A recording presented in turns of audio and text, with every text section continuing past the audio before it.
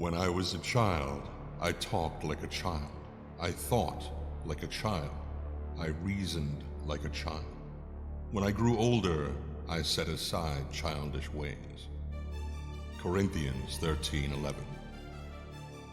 In the distant future, mankind has spread into the stars and found it is not alone. Within the cluster of planets known as the Silrain Heart, many races strive for survival or supremacy. But throughout this array of planets, societies, and cultures, each has one thing in common: the crucibles. Scattered throughout the galaxy, each moon-sized structure contains a core of raw sorin, a form of mysterious energy used to power ships, cities, and sometimes the warping of the fabric of reality itself. Beings who can do this have been given a name: Espers. The power of God has been granted to God's children. It is a time of terror. It is a time of wonder. It is the time of Esper Genesis.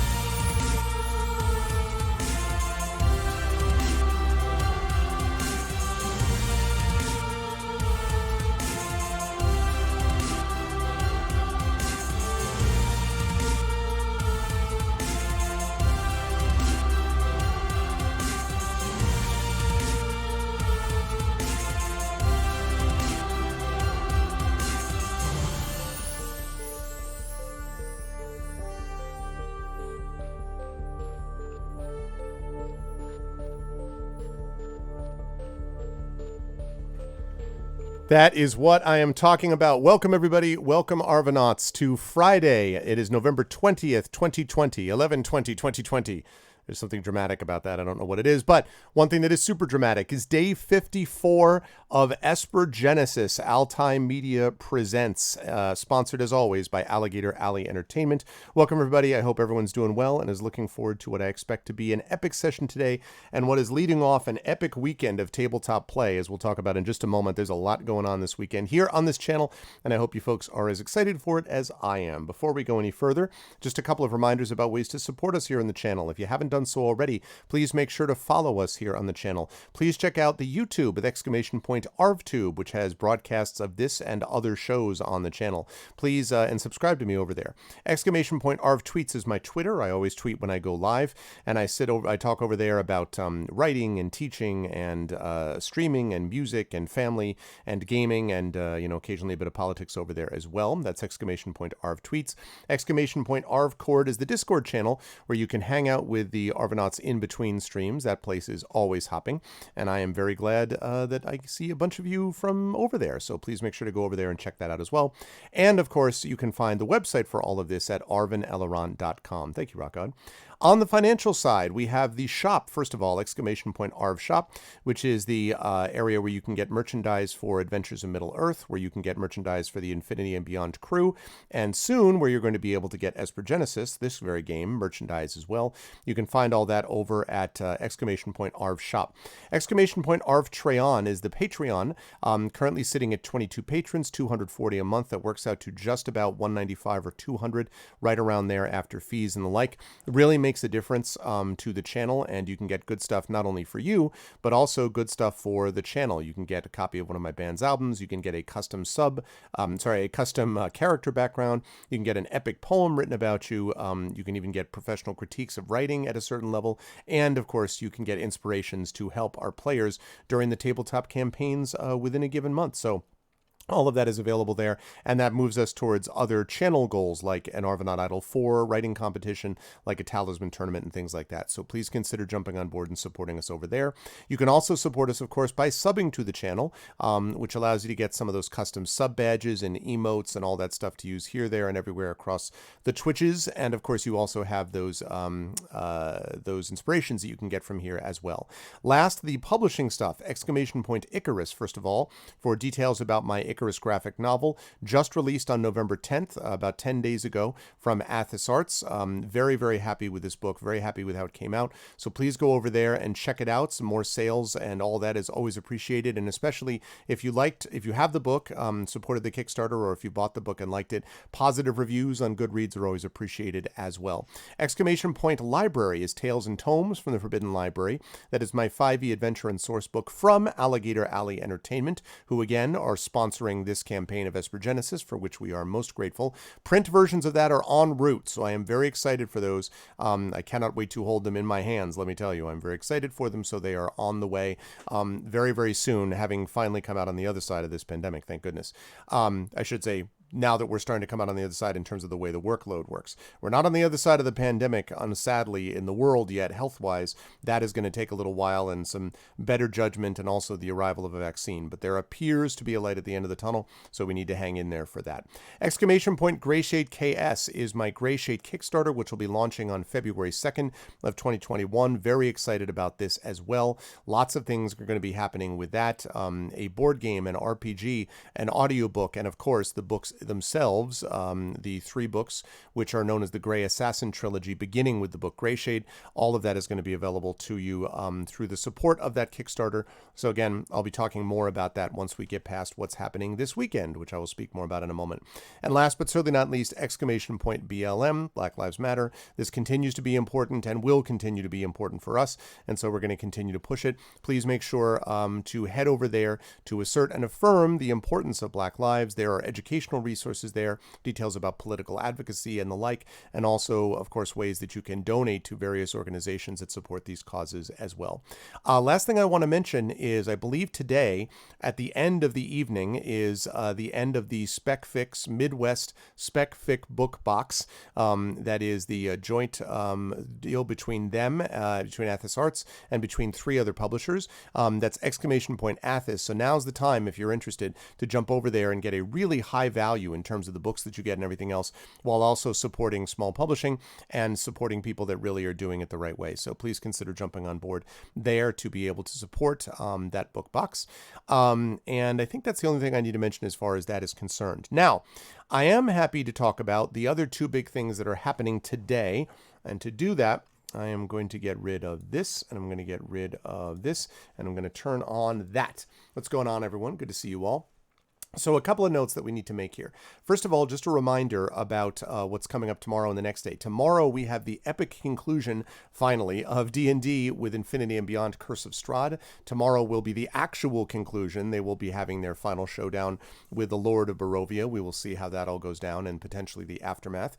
After which we will be dark until December with the Infinity and Beyond crew, because at that point they will be starting to pick up with the high-level campaign of Palace of the Red Pasha. That will last for a few months as we revisit the characters from Tourney of Dragons, and then we'll be moving into Eberron. So that's going to be very exciting in the new year, and we'll see what the new crew is, who's going to stay and who's going to go as far as what the new crew looks like for that.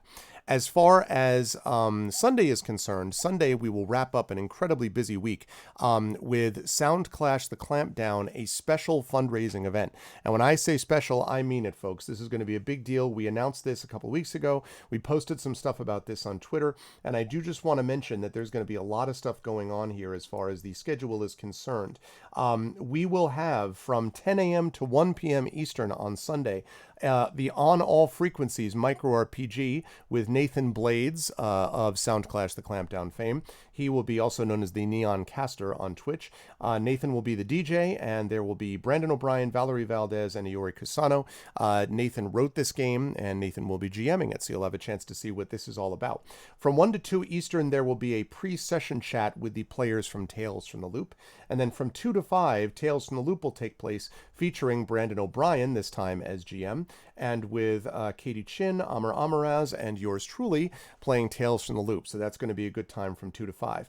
5 to 6, we will have another break during which there will be a chat with the Negocias Infernales players. And from 6 to 8, we will have Negocias Infernales. I have actually demoed this game earlier this year. It's hard to believe that it was this year, but it was. At Boscone in February 2020, I did a video of this while Carlos and CSA Cooney, who are the developers on this, were showing us how the game is played. And so this game is going to include Brandon and Mike Underwood, Turbo Tango here on Twitch, and Yoi Gawain Lin from Sound Clash the Clampdown, and myself are going to be on this one. So both Tales from the Loop and Negocias Infernales, I will be on for this. We will have those games going on. That'll run from 6 to 8 p.m. Eastern. And we will also have milestone goals. This is, again, raising money for Sound Clash to be able to get them a new intro music and video, and then hopefully to be able to get some money for audio editing to make it into a podcast. And so that's what we're doing this for. It's a one-day event. It'll start at $100 will be the first milestone goal. That'll be a drawing for a commissioned poem from Brandon. At $350, we will have a rap. Chat will be given the choice of several things to make the current people, when we hit $350, rap about. That's going to be a good time. $500 is going to be a drawing for the Icarus and Jelinek book. I have a couple of those, and I will send one of those to someone who gets that. That's going to be at $500. $700 will be another rap by choice of chat. At $1,000, we will have a drawing for a subscription to Faya magazine, which I think everyone knows about now. Brandon is the former poetry editor for that magazine. Really, really amazing work that focuses on the work specifically of writers of color. And Faya is going to be great to get a subscription to that. And you get a named NPC in the Sound Clash the Clampdown campaign. A named NPC. So for those of you who like to hang out here on Sundays, you know how awesome that is. $1,500, there will be a drawing for a song from someone that is yet to be determined who will be singing this song. And $2,000, which is really the shoot the moon, like, oh my God, I can't believe we did this, is going to be a drawing for a one-shot campaign run for 4 people. So there will be a drawing that will encompass 4 people by Brandon O'Brien of one of the following sets of systems, which Brandon will lay out for you. So there'll basically be a set of systems, and these 4 people will get to choose what campaign they want run. So it's going to be great. I am very, very excited for it. It's going to be awesome. It's going to be good. Yeah, so we've got a lot of stuff going on. It's like a very, very mini ArvCon, very mini, and it's not going to charity. It's going to support Sound Clash, but I do think Sound Clash is an important campaign, and so I'm very excited for that. So that's what we've got going on, and then everything will kind of settle down for a couple of weeks and sort of, chill before we move into December and the end of the year extravaganza. So that's what we've got going on. Mark your calendars for that. Infinity and Beyond tomorrow with Chris of Strahd, and then Sunday we've got, again, the awesome Sound Clash the Clampdown fundraiser event. It's going to be awesome. Thank you, Triffid. Yes. So that's the deal with that. And rapping for your amusement. Yes, those will be good times. Anyway, but now I have kept them on waiting long enough. They have been super patient, so I'm going to unmute myself, apologizing again for interrupting them, as I probably have done without realizing it. And then I'm going to unmute them, and last but certainly not least, I'm going to head over to reveal to you the full crew. That is correct. They are all back and ready and prepared. And I can see that they are excited. I think that none of them have any concerns about their survivability. I'm sure that they feel fully confident at how everything's going to go today. And we didn't talk about that. Yeah, I think it'll be all good. And that's what they were laughing at. They're like, about as far away from what we were talking about. Yeah. This thing is no big deal. Oh, did Did he sub? Oh no. Johnny didn't sub. He hosted. Rock God hosted, yes. But anyway, so it is the wonderful Esper Genesis crew that is with us. And Lone Wolf is just subbed. So thank you, Lone Wolf, for the tier 2 sub. Thank you, Lone Wolf, officer and a gentleman. Thank you, Lone Wolf. I appreciate it. Thank you. So I'm going to start with the aforementioned gentleman on the left side of your screen.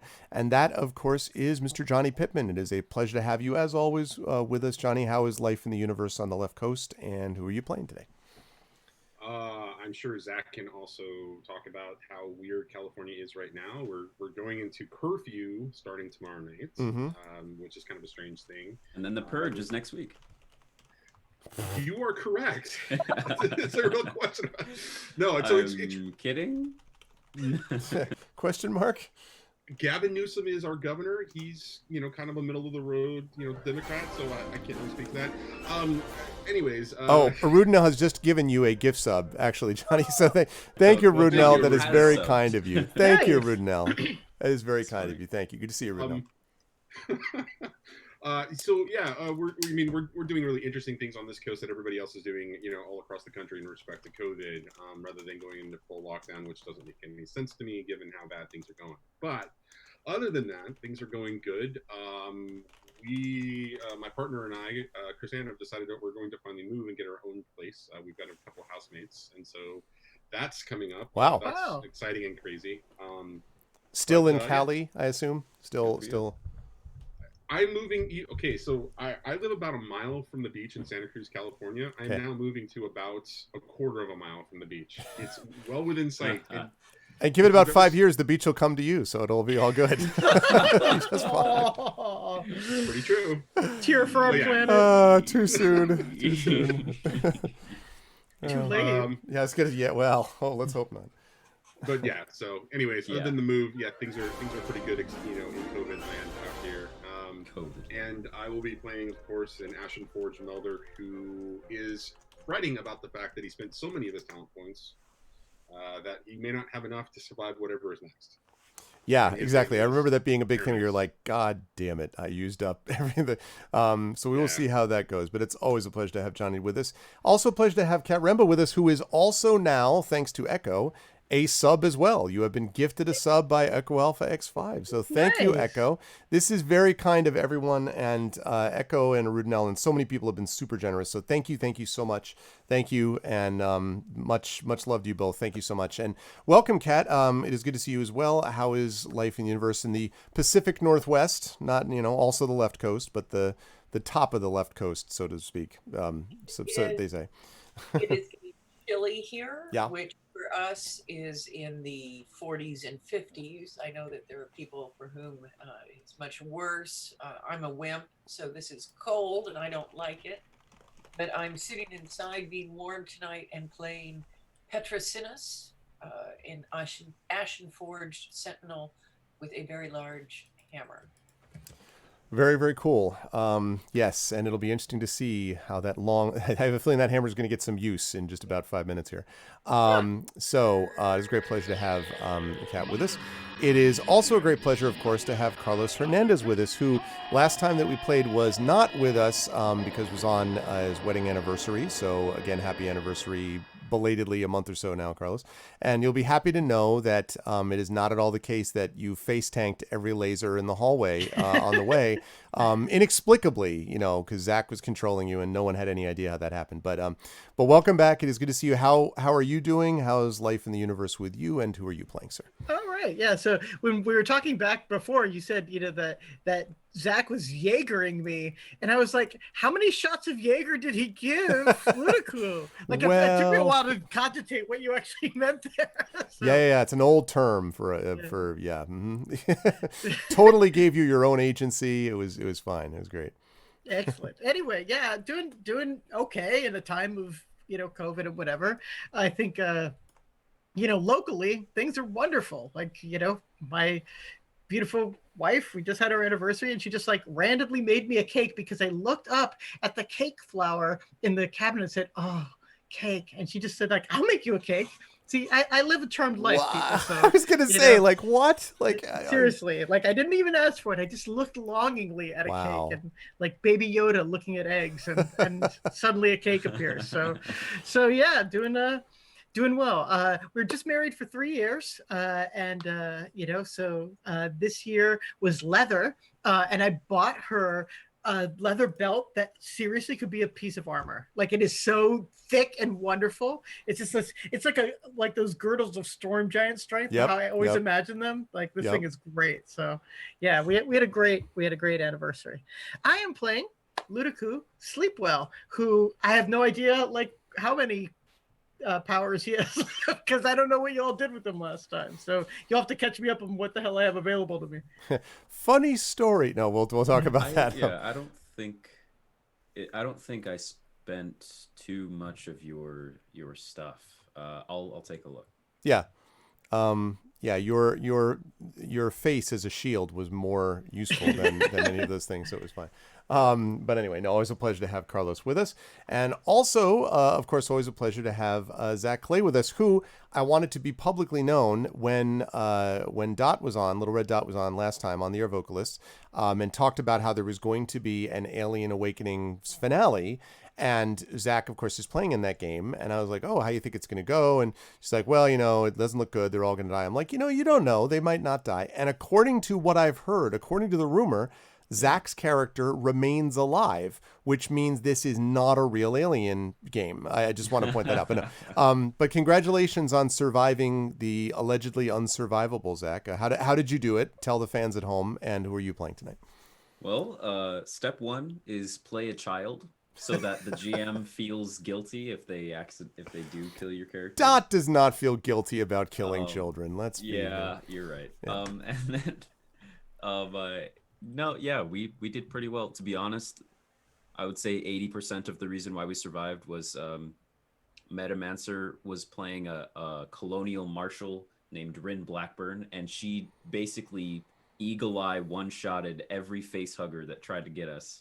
It was like bang, bang, bang, bang. Wow. And we're all like, oh, okay. So that was the main reason. Okay. We did kill every alien that we met, which is Wow. not how it works in movies. That's canon now. That's canon. Yeah. Now they can't. There's no going forward now. did it. Yeah, you've ended the game. But yeah, that was fun. And I'm doing pretty good, up to different things, doing different stuff. I've said many a time, I'm just a guy doing stuff on the internet, and sometimes stuff not on the internet. But tonight I will be playing Cosmoritis, the Bellare hunter, who I just actually looked this up. It's a Bellare ability. I have resistance against being thrown out of windows. So yeah, we'll have that to look forward to. And then before we forget, Sleepwell, I was looking at your spells to remind myself of like if I spent anything, and I did cast a 2nd level talent or whatever they're called. Yeah. For an assault drone, and that assault drone ended up banging its head against the wall many times until it died. Yeah, basically. He was very Yeah. He was very It got netted, and then as it was trying to escape, its attempt to escape the net was basically just It conking failed its head out. every saving throw. It was really Aw. just like doosh, doosh, doosh, doosh. Aside from that, Yeah. I think I used your acid spray once or twice, and then just clawed at people. I think. Okay. Laser blast. Hoping he had used that beautiful staff of mine. Maybe that wasn't on the sheet that you had. I don't think it was. Pity. But yeah, I would say I'll look up laser blast. I may have used that because if that's like a guiding bolt, that sounds sort of familiar. But otherwise, I think you're good. All right. So, yeah, that is what happened. It's great to have everybody here. Let us get into the recap. Let's do it. Let me get rid of that. Let's turn on, I think I had loop tails, I believe. Let me make sure that's right. I think I had loop tails. The yeah. session choosing of the There we go. Yes. Okay. So, in our last couple of sessions, the intrepid crew of the Hyperlance, I could, I suppose, call you the Hyper Crew or the Lance Crew, Crew Lance.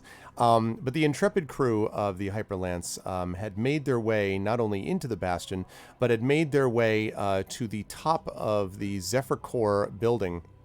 In an attempt to find information about several things. The first is that they have information relating to, they've been asked by a particular Kesh, who apparently is connected to a security captain here on the Bastion.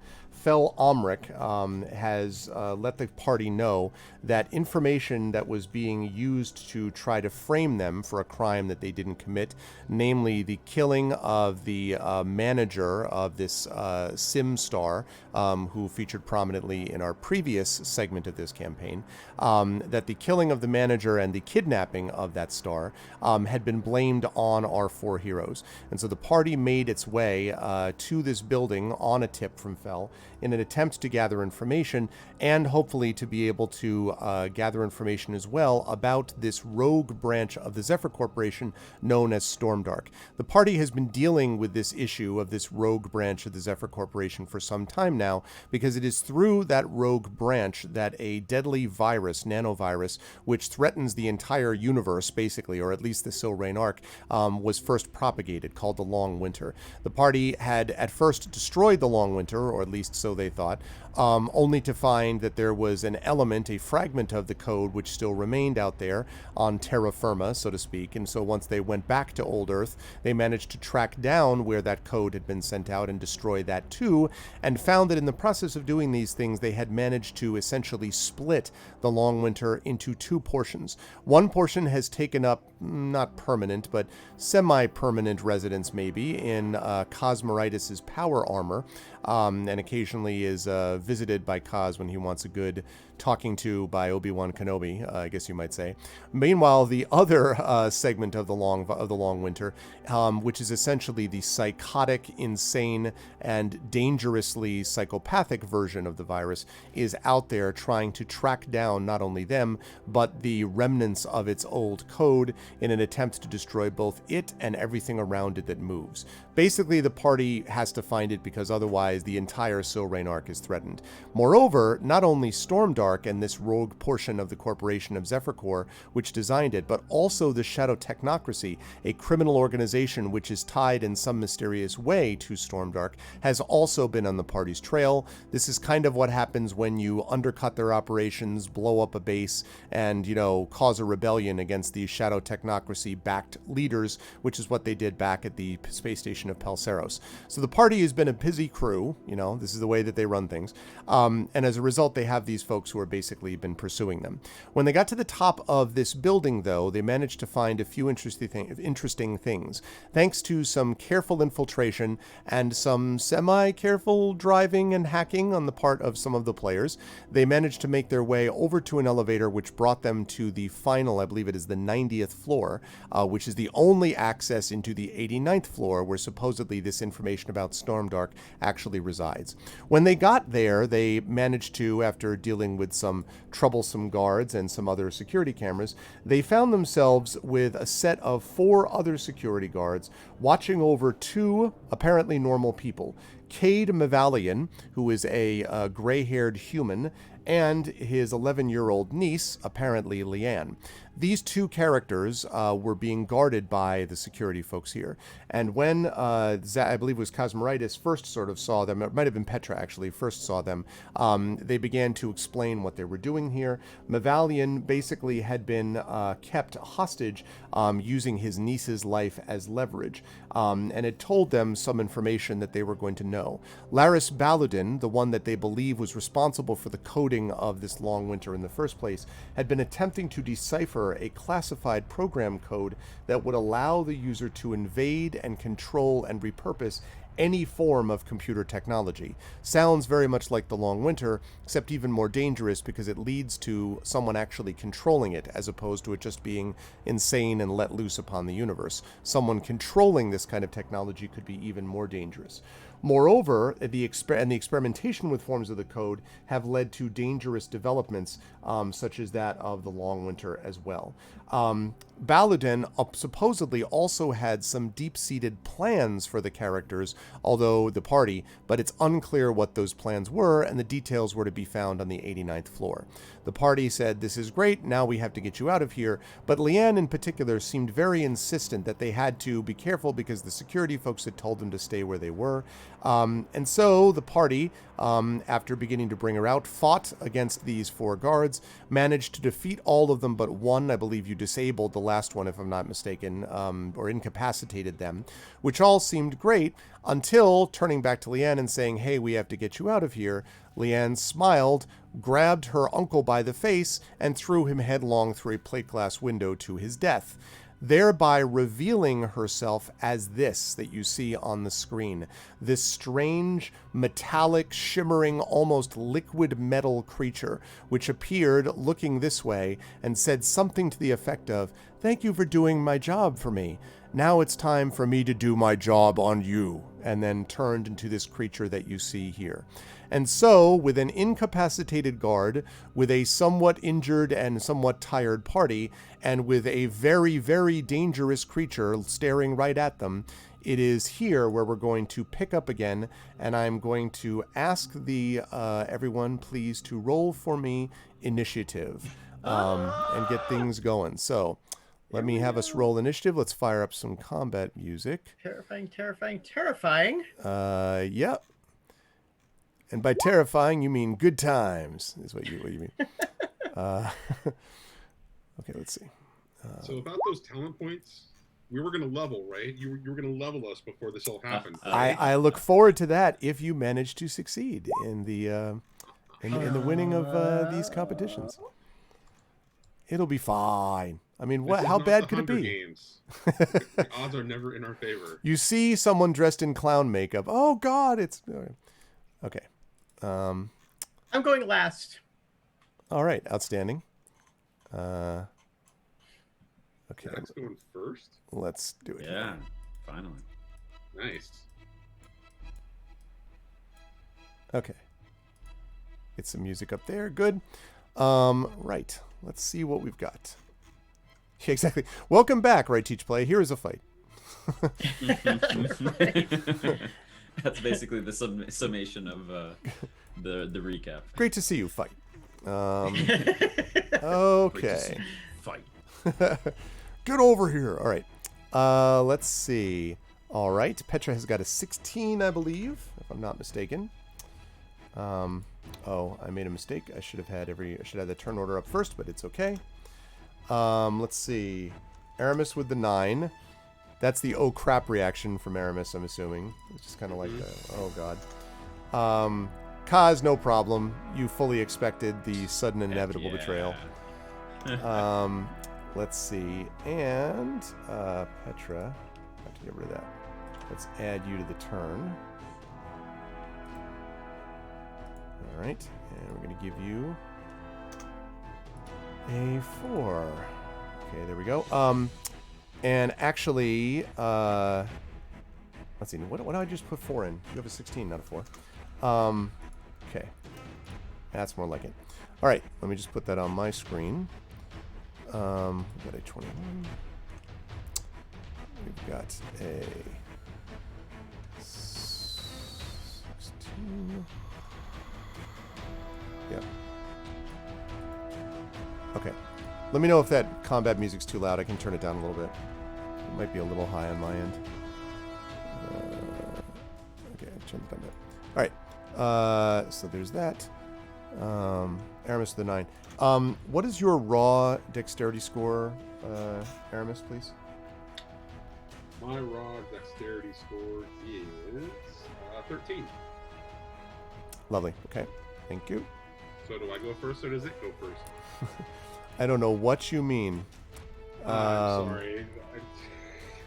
Look, I haven't DM'd in a while, but I had, you can't pull one over me, buddy. I was just asking for, every so often you're like, hey, how's everything going? How's the family? How's the weather? So I'm just asking, how's your dexterity? Like, it's not, Okay, here we go. Now, one other thing I just want to note quickly about the position of everybody.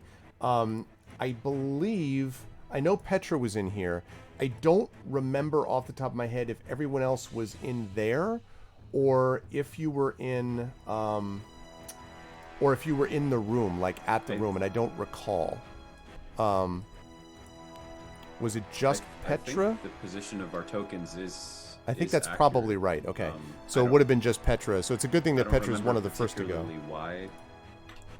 Yeah. Yeah. I think that's right. That's fine. I assumed it was something like that. All right, give me 1 second here.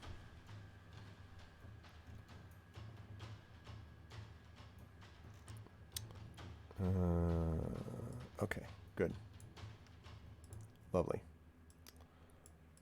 All right, a little smaller than that. Okay, all right, let's get this going. We start with Kaz. What would you like to do, Kaz? Now, you so far, I would say you've seen Petra. Well, actually, I don't think you've heard anything yet other than just you're standing here next to this incapacitated guard.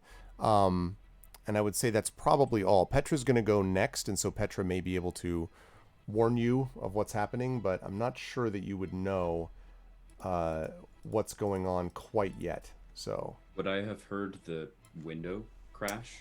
Yes, actually, that's right, and I believe that's correct. Yes, so you would have heard that. You did not hear it go, welcome, one of those deals. You did not hear that, but you did hear the window crash, yes. Yeah, which only thing in this building that I know that could make that sound would be a window. There probably isn't much else glass stuff. Unless they smashed maybe the TV, the vid screen inside, but, it definitely came from the other direction, so, yeah, pretty good guess. Okay,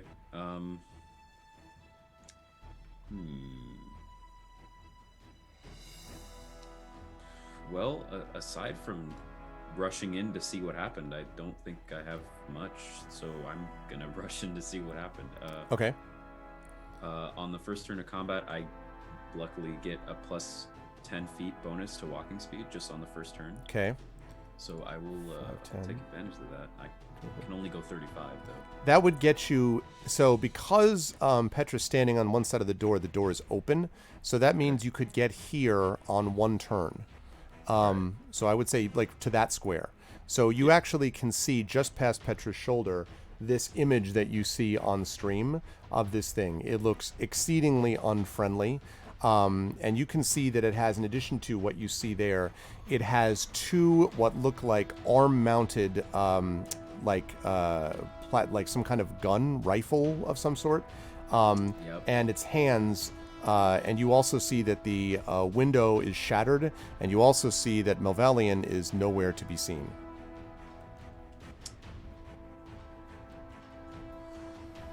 Petra does not look pleased. I think that's fair to say. So, from everything that's going on and how threatening this thing looks, Kaz is able to gather that although he may not realize that this used to be the child, that this is a threat. Basically, I would say there's a pretty good guess at the very least. I mean, you don't even know if it is the child, but you can put two and two together. There's no sign of the child, so. Oh, jeez.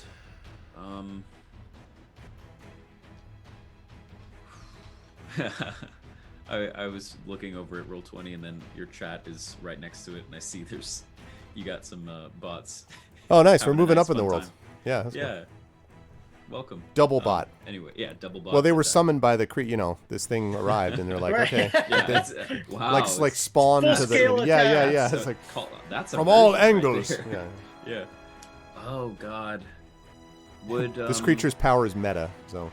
Jeez. Okay. Oh, I couldn't even do that if I tried. You also have a large, holding a large hammer, Ashenforged in front of you.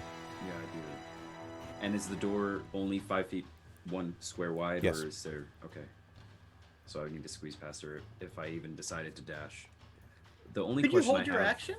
Is that like a thing in this? I don't even remember. You could. The thing I'm debating right now, or that Kaz is debating, is if he doesn't see Mavalian and the window crash sound, and then possibly the way that Petra's arranged and this creature, Kaz might put together that Mavalian was just thrown out of the window, in which case, Zach is wondering if Kaz would have any idea of how. It's kind of a weird question to ask, but like, how far down Mavalian has fallen at this point, given the time that has passed. I mean, Kaz could like conjecture that at all.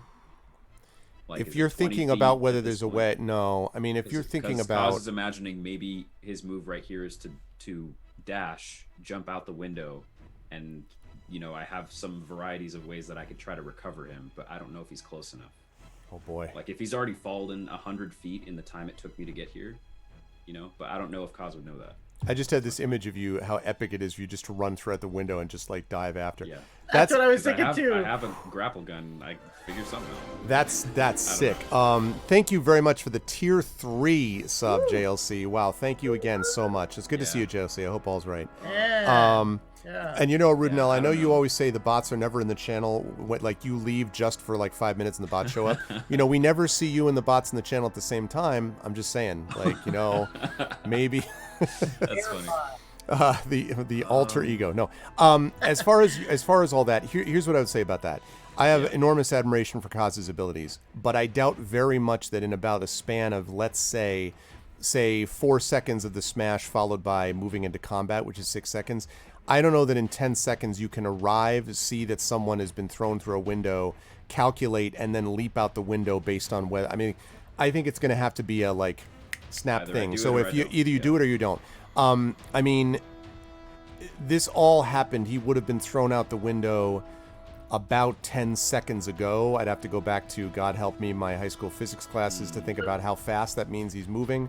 But it's a long way down. So I'm not saying you can't try. I just don't think you'll be able to calculate all that. Yeah.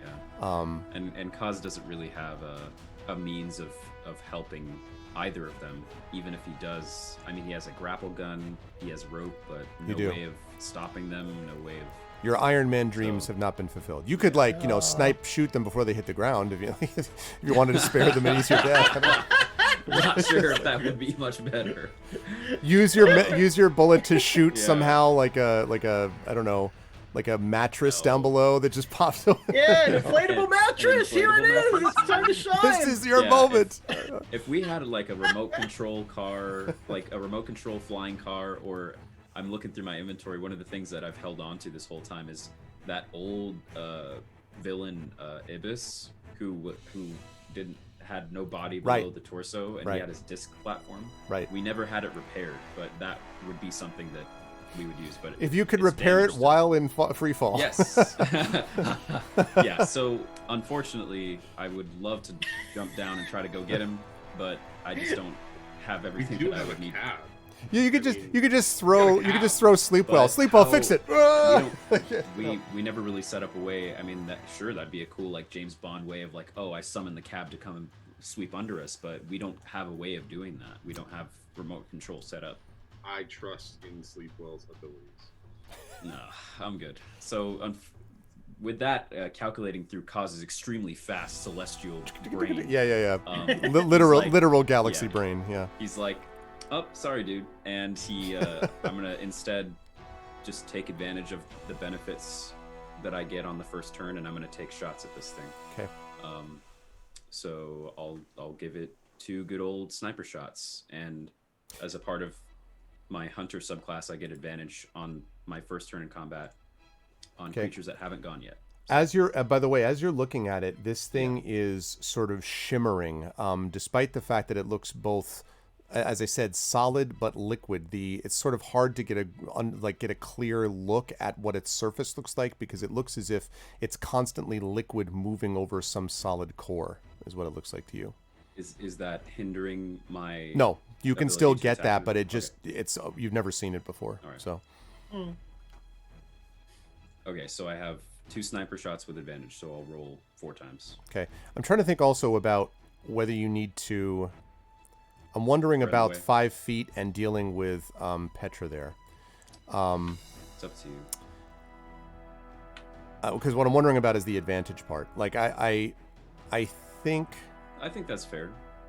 I mean, if she's in the way. What I'll that say much. is I'll allow the shot. I don't think I can allow the advantage. I think if you were able to sort of dash towards it, then she could clearly slide out of the way. But I think from where you are, I think I would say probably not advantage, just because it doesn't seem reasonable to me with her in the way. Then Zach, you could hold your shot though. That's if true. you wanted to. And Also, then oh sorry, I'm sorry. Go ahead. Sorry. No, go ahead. That's it. I was just going to say, also remember, Wow. if Petra had not been in front of that door, you wouldn't even be able to see anything. So I do want to point out that it's a good thing in a way that Petra was there. Like, it sort of speeds things up in one respect, but yeah, so. No, I'm not calling Petra fat. Impressive is what I'm calling her, Kat. Impressive. Well, so I guess in the scope of things, at the end of the day, wherever we decide to put this, Kaz is going to take these shots. Yeah. But from a mechanical standpoint, these benefits of like getting the advantage, I only get if I'm attacking on the first turn in combat against creatures that haven't gone yet. Right. So if I did move my initiative so that Petra could move out of the way, but that was still before that creature, would that still count as my first turn? Well, so what you could do is you could try to hold your action. You could basically drop down one in the... Not drop down. You could hold your action and fire as soon as Petra moves out of the way. Okay. There's a little bit of a risk there, but it seems reasonable that there's a chance that since Petra's going next, you should be able to get that shot off. So, okay. And would I retain the benefits of my first yes, turn stuff? Yes. Okay. All right. In that case, then I'll do that. So Kaz will rush up to the door, line up his scope, and then just very quietly whisper in Petra's direction, "Move." Get down.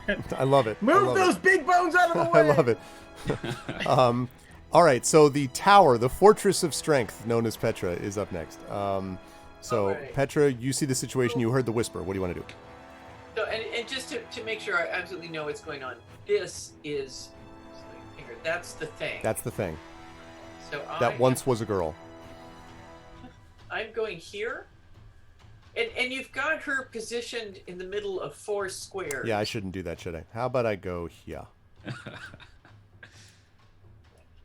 Here, so does that leave Kaz? Oh, yeah. Mm-hmm. Okay. Yep. I was going to say, definitely don't be there, but where you are is fine, yeah. I am firing up a ramming strike, which means it will affect the first time I hit. Okay. I am going to swing a 23. 23 will hit. Also, question: is this an Esper generated power? Yes. Okay. Sorry.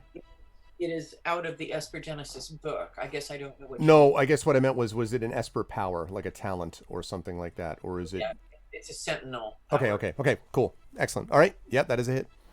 And second attack, a 10, or I don't think I've got advantage, so it'd be a 10. That is second one is a miss. First one will hit though. Does it matter, Arv, if it's an Esper talent like a spell, or if it's a class feature? It's related to it basically is related to an Esper power. If there's something which is specific to an Esper power, there will be a mechanical situation involved with that. Because I think in that case, I think Petra said this is a feature of her class. Right. That's right. So then that doesn't apply then. So that's fine. Right. Just making sure. Yep. That is 17 points of damage, and they must make a strength saving throw or be pushed 10 feet away from me and knocked prone. Okay. Let's see. Okay, so it takes that 17 points of damage and does not like it. Or apparently does not like it. It's point of view shift. How do I know? It looks pretty upset. But when you sort of, and you hit it like full bore, but when you see it starting to slide, its left foot plants, and you're pretty sure that you see its foot like almost go into a concrete block form for a moment and stop it in place, and then immediately shape back into a foot. Whoa. And it looks over at you and grins. All right, fair enough. I got out of the way, guys. Go for it. Oh yeah, I was about to say, do you have a second attack? But you. That's both of them. Did it? Yeah. Got it. Okay. All right. Kaz will take his shots. It's still standing, right? It is still standing. Okay. It apparently made it save. All right. Okay. Then I'll do these with advantage then. Nothing else to apply. Okay. So here we go. So here's... does a 21 hit? 21 will hit. Okay. And then the extra attack... a 20 or a 9. How about a 20? 20 will also hit. Okay. Let me make sure I'm getting all the damage here. 75 damage. Okay. Great. All right. First sniper hit.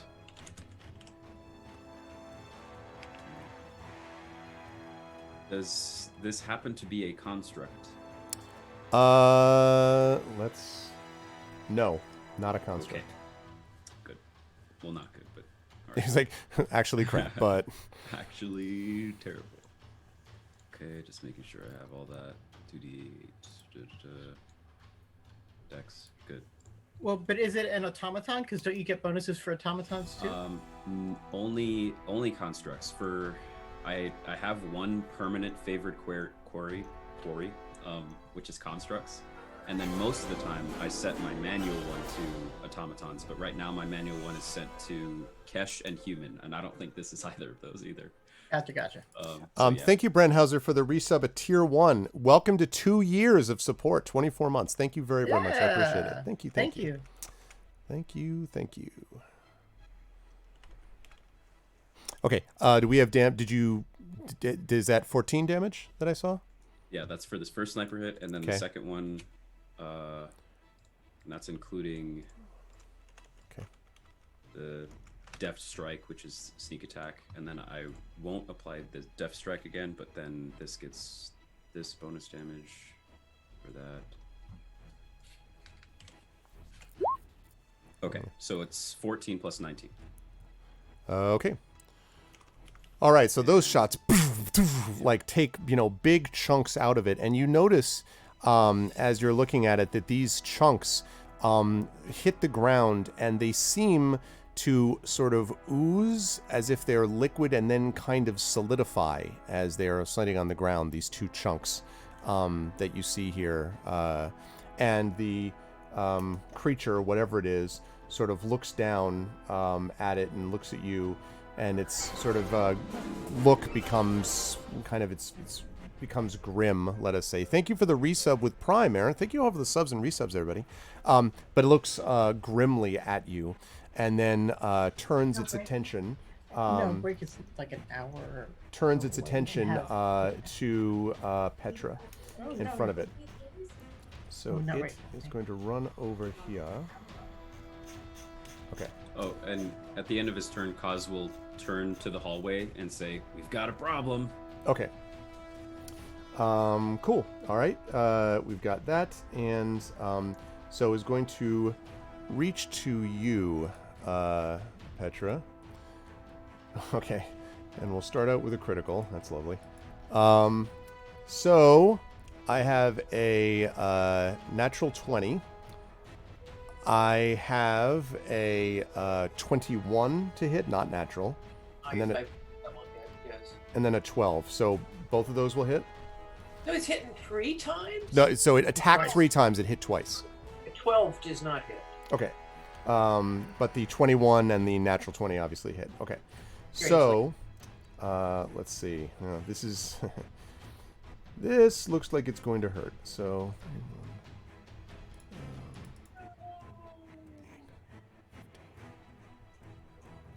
wow.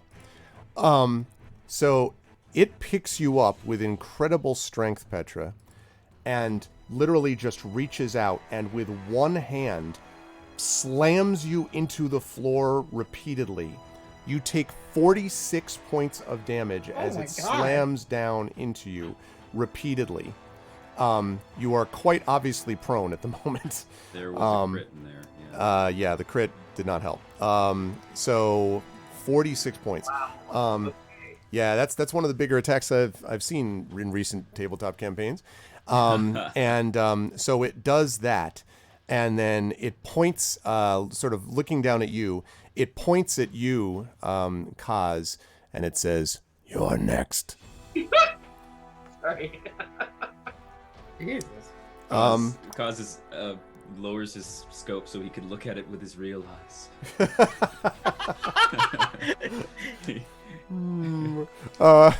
Okay. Okay. Woo! Yeah, basically, Triffid. Puny Petra. Wham, wham, wham. Yeah, basically, it's a big Loki moment. Yeah. Yeah. Okay. So it's going to stay right where it is. Aramis, you are up. And you might have actually heard something being slammed into the ground in the other room, possibly. I think that's possible. All right. So, but where Kaz is positioned, we should be able to see that he's taking aim at something. Yes. Oh, yeah. Plus, he said we have a problem. Yeah. So. All right. I have this image of you running down the stairs. You're like, great, run down the hallway like Inigo. Just outstanding.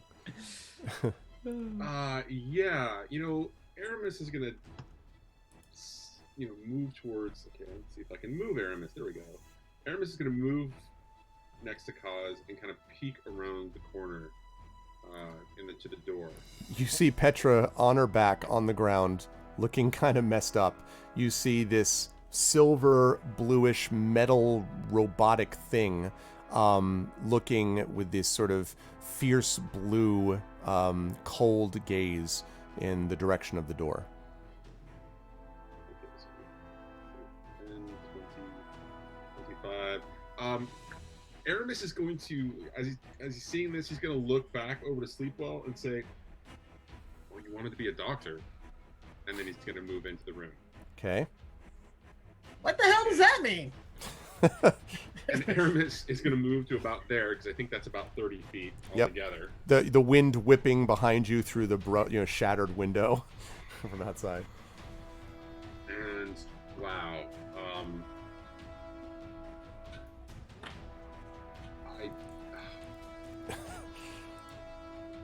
I don't even know where to begin other than let's go with Lightning Whip. Let's just, Aramis just, immediately moves in the room, gets into position out of Kaz's way, and throws off Lightning Whip. Let's see how that handles. Okay. Yeah. How does a 22 work? 22 will hit. And I need a Constitution save, and it's going to be 5 damage. Okay. All right, let's see. So, first of all... All right, what's the DC that I'm aiming for? 14. Okay. So, first of all, it hits... when your whip... You strike it. When your whip hits its arm, you see the sort of classic flare of the lightning whip around it. But then you see it kind of flare and zip through its circuits, and it looks at you and grins. It maybe did a little damage, but not much. And it clearly made whatever save you asked it to make. Okay. And Aramis is just gonna look back at Kaz and hope for the best. All right. That is going to lead us to Sleepwell. Sleepwell, who I have, by the way, at the moment at 24 out of 62. Is this right? Because I think Sleepwell... Maybe? Yeah, the I whole... took 20... I only have 24 hit points left? So when I said the thing about face tanking... Maybe. Wait, what the hell? I forgot about that, too. I wasn't trying to do that. That is a misuse of my character. I object. It was a complicated... The 3 guys that were in here playing the game, they attacked us, and you kind of kited one out of the room and had a bit of a toe-to-toe with it. Because that's normally what I do. Sure. I just get right into the fisticuffs. Oh my god. Yep, literally. Don't blame me. I am not at fault. I am not responsible. Whenever I play Sleepwell, I really go into that kind of, feline, up in your face, claws out, maybe I shouldn't do Mother that of the anymore. Sacred Heart. The claws. Oh my god. Okay. This is... These are the wages of Zaxin. Man, you owe me some Jaeger. That's all I gotta say. I do. All right. I do. Okay. So in my crippled and weakened state, I'm going to limp toward the door. How far can I get? So like I was right by. You were right there. Aramis. So 5, So 10, 15, 20. You can, in one move, you can get here. If you want to do that and then punch Kaz in the face and then do something else, you could certainly do that. No, So I can get there? you could get there if you have 35. You have 35 movements. Do you? Is it 35? I don't think it's. Isn't it 30? Or it might be 30. If it's 30, 15, 20, 20, then you would be one square before that. You'd be. Sucks. Yeah. All right, hold on. I have to look for bonus actions now to get in the room. Phase through wall. That might be useful. Okay, so I'm definitely taking that move there. I'm also gonna just like take the move and kind of like put myself here. Just counting. So this is 5, 10, 15, 20 feet from. But yep. Okay, yeah. I got you, from, but that's what is that you just did though? I mean, like. No. So I think that's gonna be. I'm gonna take my normal attack action as another move. Okay, action, okay. So just double moving. and then got it. I'm just looking to see because I know one of these is a bonus action. So I think what I'm gonna do is I'm just quickly looking at rejuvenation rig. Okay. And I think I'm gonna split the points between myself and now I'm blanking here, Petra. So I just have to make sure that it's a bonus action. Okay. One little second here. I'm taking a look also. Have the inspirations been claimed this month? Shoot, I don't remember. Arudnell, this is after all day 300 of March, so I don't actually. No, I don't. I don't totally remember. It says 0 requests. I don't think they have been. I think you could probably use them, but I don't remember the command to do that more easily. I think that they are still available because I think it was October that they were used. Because most of our tabletop this month is like backloaded essentially to the back half of November, so. It's just the okay. Cool. Meanwhile, I'm looking at the rejuvenation. I'm trying to find the rejuvenation rig also. Arudnell, look at you. Yep. Wow. Redeemed That's a lot Arvanaut of inspirations. channel That is a lot of channel points. But that means Arudnell now has an inspiration available to them. Is anyone still alive? Well, yes. They're all alive so far. 3 more? No. God, There's only one more available. Plus your, although he does have his 2 normal ones that he gets. They're only mostly dead. Exactly. Why can I not find engineer?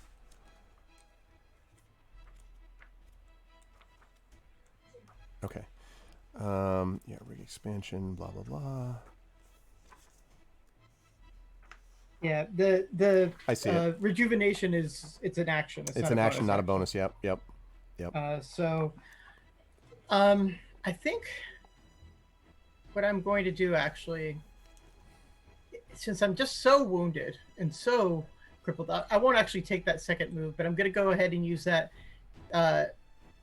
rejuvenation rig to heal myself 30 hit points. Okay. Okay. Now, one note, by the way, because your other one spent, as we said, its time bashing its head into the wall. I'm trying to remember do we still have the headless Aramis? How many rigs do we have left? Because I think the headless Aramis blew up at the to destroy the security guard. Yeah. So Headless Aramis is gone. That was in my time. Yeah. So do you have that other drone? Well, it depends on how long he could keep concentration on it. Delivered me a micro drone. So I'm just wondering about that because the rig expansion feature. I just want to make sure that I'm getting this right myself. That if we're talking about the drone that I summoned as Sleepwell last time, that only lasts a minute. So I would imagine that that's not around if it was even still alive from banging its head on a wall. But any other drones that Sleepwell has, I didn't mess with. See, because the reason why is that when the one drone was destroyed, but that was just the one you summoned. That wasn't your rig. Yeah. The reason I bring this up is that Sleepwell, my reading of this, call rig if your rig is permanently lost or destroyed, and the question is whether it was. No, it wouldn't be. Your rig is just the thing that you can evoke that's your power. That's very different than a drone. No, right. I know it's not the same thing, but I'm asking what happened to your actual rig, because it does specify this as, remaining in contact with your rig at all times. So I'm just curious where your rig has been, because if it's lost or destroyed, you can forge a new one, but it has to be done during a long rest. So basically, I just want to make sure that I haven't misplaced it somewhere, but I don't remember where the rig was. It's usually just something you have on your person. So I wanted to make sure it was separate from the drones that you had when you had the four. No, the drones are Esper powers. They the rig makes them happen. Okay, sounds good. Fine, that's lovely.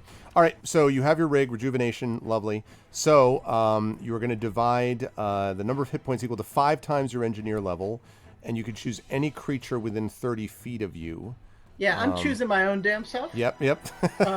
And so anytime I also use a healing power, I get an additional, something per level. Let me just find it quickly. Sorry, I'm not seeing it right on the sheet right away. But it's either 1 or 2. We can just say 1 for right now. So it should be 36 points total. Okay. Yep. Okay. Actually, it can only return... You mean up to 36? Because you can restore a creature to no more than half of its hit points maximum. Oh, no. I didn't read that part. Yep. Rats. Okay. So you can go up to 36, but... no, 20... No, what am I saying? 31 would be the maximum, because your 62 is your maximum. Right, that's a terrible waste of that, then. No, I won't do that, then. I will... You've been inspired, by the way, by a Rudinel, so Sleepwell now has an inspiration. Gosh. So... Thank you, Rudinel. Do I have line... I don't... So... Don't have line of sight right now on them. 15? You have it on... You can get it on Aramis, I would say, because you can kind of sort of vaguely peek around. You don't have it, I don't think, on Petra. Not yet. You're just I'm just useless this round. I think I just need to do something else. I am going to create a quick construct. Okay. And so, 3rd level spell, or sorry, Esper power. Really hard to break that habit. But a quick construct, just to let you know, it's page 200 and 53. Okay. And so I can create it within 60 feet of me. Yep. I will basically just create it as much line of sight into the room as I can, and then I will just give it directions to flank and attack the creature. Okay, I'd say probably you can get it like line of sight maybe right about here, like this side of Aramis probably. And that's fine. Let me pop up a drone.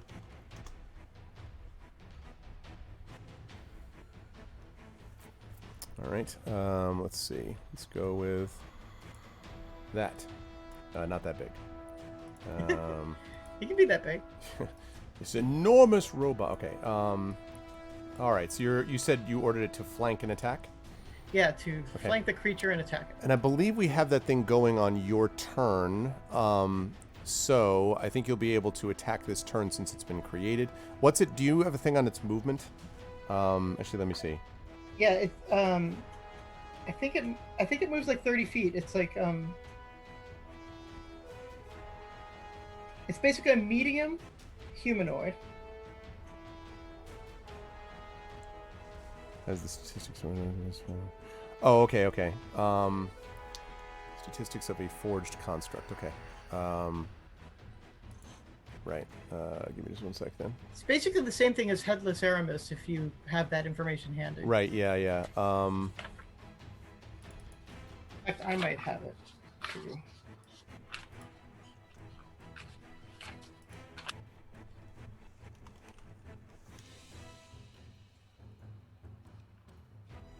Oh yeah, quick construct. Yeah, so it has an AC of 13. Has 13 hit points. I got it. Got it. Okay. Yes. Okay, its speed is 30 feet, yeah. So, okay,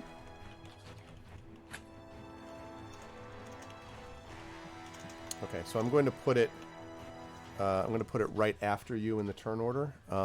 Basically, so it'll go, you can command it before your turn or on your turn, but I'm going to put it in the same general spot. It has 19 hit points as you start.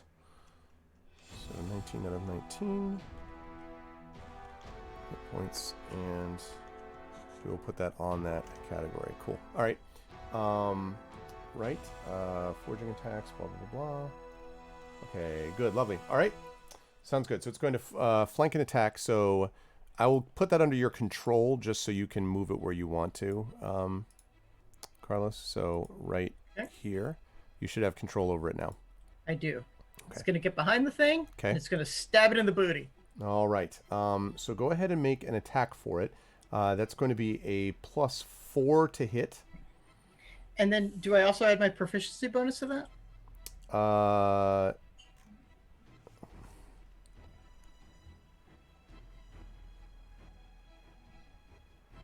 No, it doesn't say that. Okay. It has the statistics of a forged construct. You can mentally command it, decide where to go. It can attack, but it doesn't say anything about the proficiency being added to it. Check. Yeah. Since I'm flanking, do I get any kind of other bonus? So normally you might be able to, but Petra is not able to hold the flank. She's currently prone and feeling uncertain about her life choices. So at the moment, she's not in a position to flank with it, I'm afraid. All right. I'm also going to hold that inspiration. Thank you so much for that. Sorry, there was just like a lot going on there, but I'm going to hold that inspiration for a moment if that's okay. Thank you, though. Mm-hmm. Author of Neuromancer would know. So it's a 17? Cool, too. 17 will miss. Okay. We have information. 20 hits, 17 misses. Yep. And the thing like almost, it's weird because it's behind it and ducks in the way, even though it's not looking. And you're like peering around the corner watching it do this. I would say, Sleepwell, that you're surprised that it moved that quickly unless it had some way of sensing it from behind, basically. So yeah. Next Esper session is next week, Echo. That's super easy, actually. We have them back-to-back this month, so. Okay, so you did that. That takes care of that, and I think it's going to stay where it is, I assume. Sleepwell, you're going to keep him where he is, the construct? Yes. Okay, so that brings us back into the top of the round. Kaz, Petra's in a world of hurt. Okay. Kaz is going to have a pretty not flashy turn, but perhaps hopefully a useful one. So for my action, first of all, I want to make sure that I'm within 30 feet of it, is I think the range here. 60 feet, no, I'm good. As my action, Kaz will click a special pad on the side of his helmet, and his star form will shimmer a bit, and a ray of somewhat invisible infrared will pass over the creature.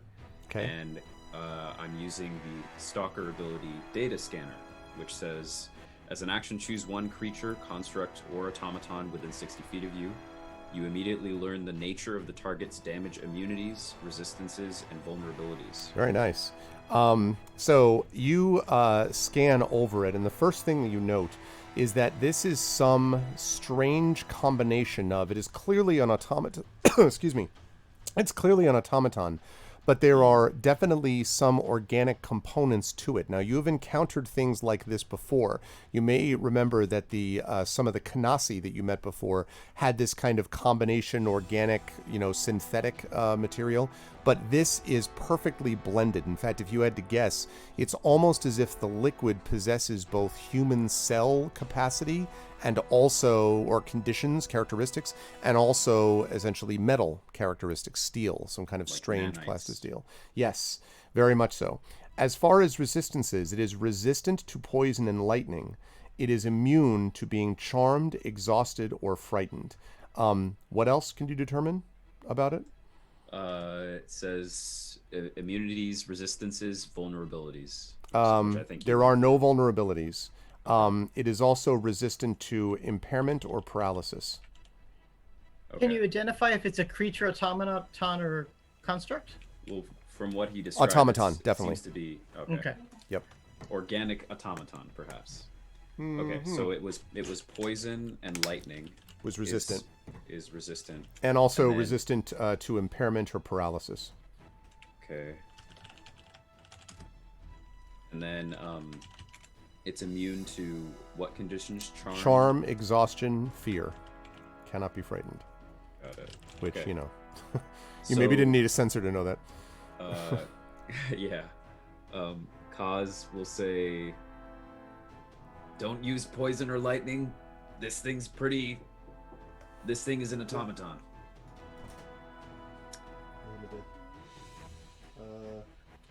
And then Yes, I will. Just give me 2 seconds, okay? Yeah. Okay. And then Kaz will shimmy past Sleepwell Okay. to do like this. Okay. Oh, but not before. I'll use my bonus action to Hunter's Mark the thing. Okay. And then I will shimmy past.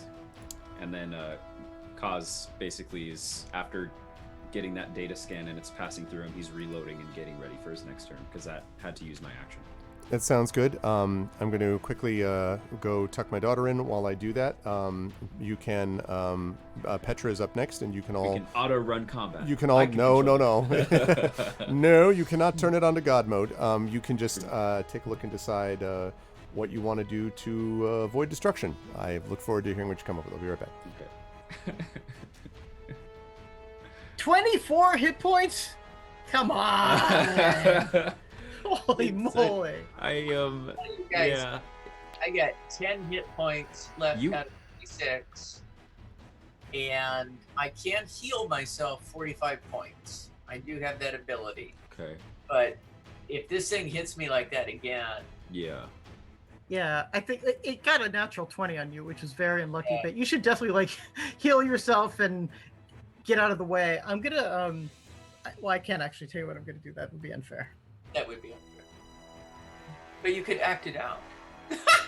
if I do an interpretive dance, does that count? Charades, I mean. About 2 syllables. Sounds like. You're gonna mesmerize it. It's immune to that.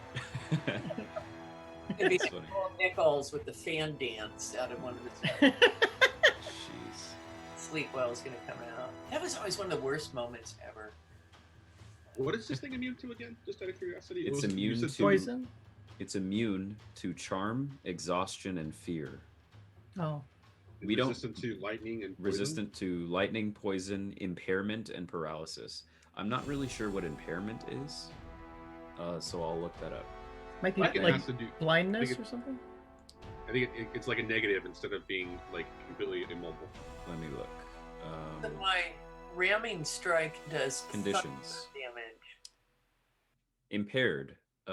It is a condition that you can give to something where its speed becomes 0. It can't take actions or reactions. So it seems like a condition that a spell or an ability would give. Like the creature is impaired, so it's immune to that. And then, yeah, what? I am keeping an eye on chat in case anybody in chat is listening and is like has brilliant ideas. Feel free to. Yeah. Yeah, at this point, I don't think we can outblast this thing. We've got to kill it quickly. We've got a what, Johnny?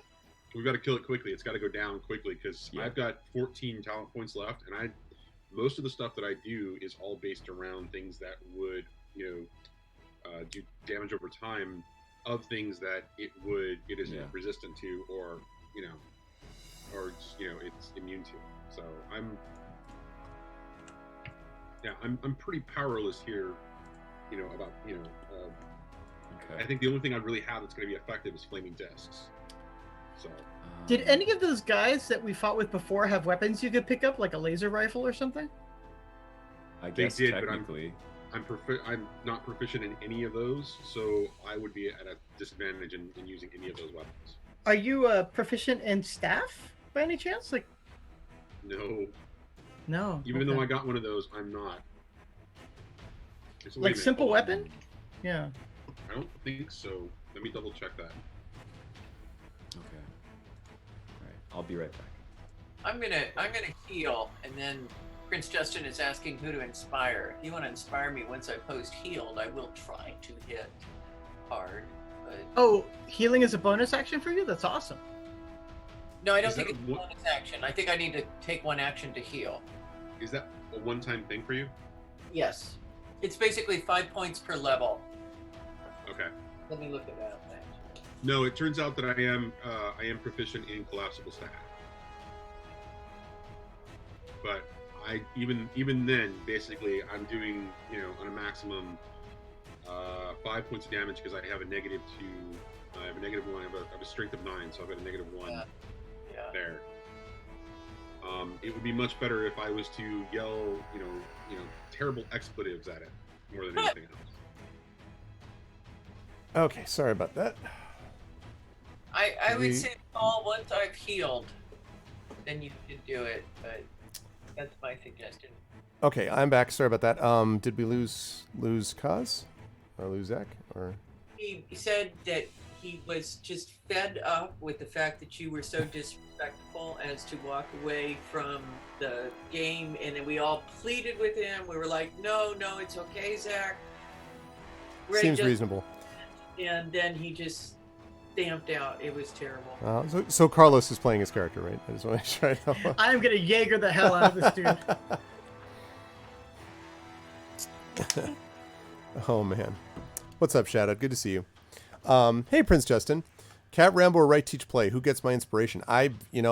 That's a good question. I think it'll depend on how things get handled right now. I need to find out what Petra's doing, and then we shall see. Petra, what are you doing? So this thing is, Petra is prone on the ground. Yes. This thing is directly in front of her. It seems mildly damaged. It has definitely been hit for sure. Mm-hmm. Definitely been hit. Can I clamber to my feet and hit it? Yes, you can do that for sure. Well, that seems like the best thing to do. You can absolutely do that. All right, so I'm going to remove your prone condition. All right, so you are now on your feet in front of it. Now, I would say I don't actually think that the construct is going to necessarily get a flanking bonus, but I do think Petra will, because the construct is basically harassing it from the back. So the flank is helping Sleepwell Petra, which means that Petra will get advantage on the attack against this thing. Although that may be counteracted by its benefits depending on what you attack with, etc., etc. So I am using my hammer, and I'm once again going to summon up the ramming strike. Okay. Because I believe that will damage it more than anything else. So this is the first attack. Are you aware, Petra, that the ramming strike, if successful, would throw that back into the drone? Oh. Do it! I mean, I'm just letting you know. I just didn't. Sure. Could change your positioning. That's a good point. I will shift. Can I shift to here? Yes, you can do that. That's not going to give you flank, though. Oh yeah. If you that's so. That's Yeah, the take the caveat. flank. I'm going to stay The robot is there to serve you. It appreciates having a robot run over it. Like. So this is the first attack. Is either 9 or. Prince Justin has inspired you, Petra, so you may attack with inspiration if you wish. Although I guess you already have advantage because of the flank. But that inspiration can stay with you regardless as long as you use it by the end of the month. So. Second attack, or does the second attack? Yeah, because the second attack would not normally have advantage, right? So on that second attack, you could give yourself advantage by using Prince Justin's inspiration, sure. Well, but She's this is still the flanking. first attack with advantage. So this is the flank first No, attack. right, Yeah. right. That attack already hit because you got the Right. 25, so that's already done. Now we're thinking about the second attack. And Does flanking not apply to both? yeah, that's true. Yeah, so there's probably, I mean, you can just hold on to the inspiration, I guess, for the moment. I will You know. do that. If, for example, you were to get hurt badly again, which could happen. Boy, yeah. All right, so this is the second attack. Okay, It's either a 22. Yeah, nice. 22 will hit. So 25 and 22 will both hit. Lone wolf is really funny. Thank you, Master. May I have another? Please flatten me. So that first attack does 19. Well, actually, I get to re-roll that first one. Okay. Look at that 12 though. So Wow. So 25. 25. Yeah. Okay. That's how. That's a big hit. What? By the way, what kind is this? Force damage? Do you know? Thunder damage. Thunder damage. Okay. All right. Lovely. Thunder damage. And the second one is 11 points. Okay. Awesome. So 36 damage. This is how you hit. Okay. It's like a gigantamachi here. Yeah. Wow. Seriously. All right. That got his attention as a big, huge hit. Now, you were doing ramming strike on this, yes? Yes. Okay. So the first one would have to make the saving throw. Okay. Same situation. It does. Well, actually, what is the? Again, remind me what the DC is for you. What number am I trying to hit for you? It should be like your. It's just a strength saving throw. Right. It's the level it's the number that I'm needing to hit to make that happen, and that's a combination usually of your not. I think it's forging technique. I'm just looking it up quickly to see the target number that I'm trying to get, basically. No, not warrior. Air sentinel. Okay. All right. Let's see. We're in range strike. Blah blah blah. Where's ramming strike? Where are you finding ramming strike, Kat? I am finding it. Page 254 of my book. It is a rank 1 forging technique. Okay. Right, range 1 forging technique. Okay. So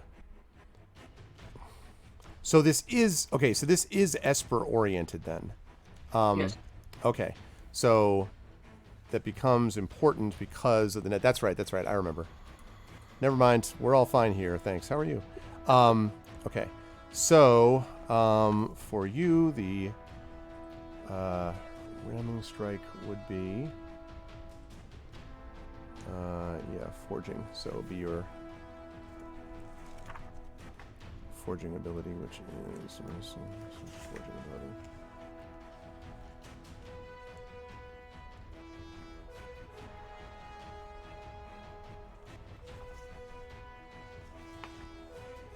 Okay.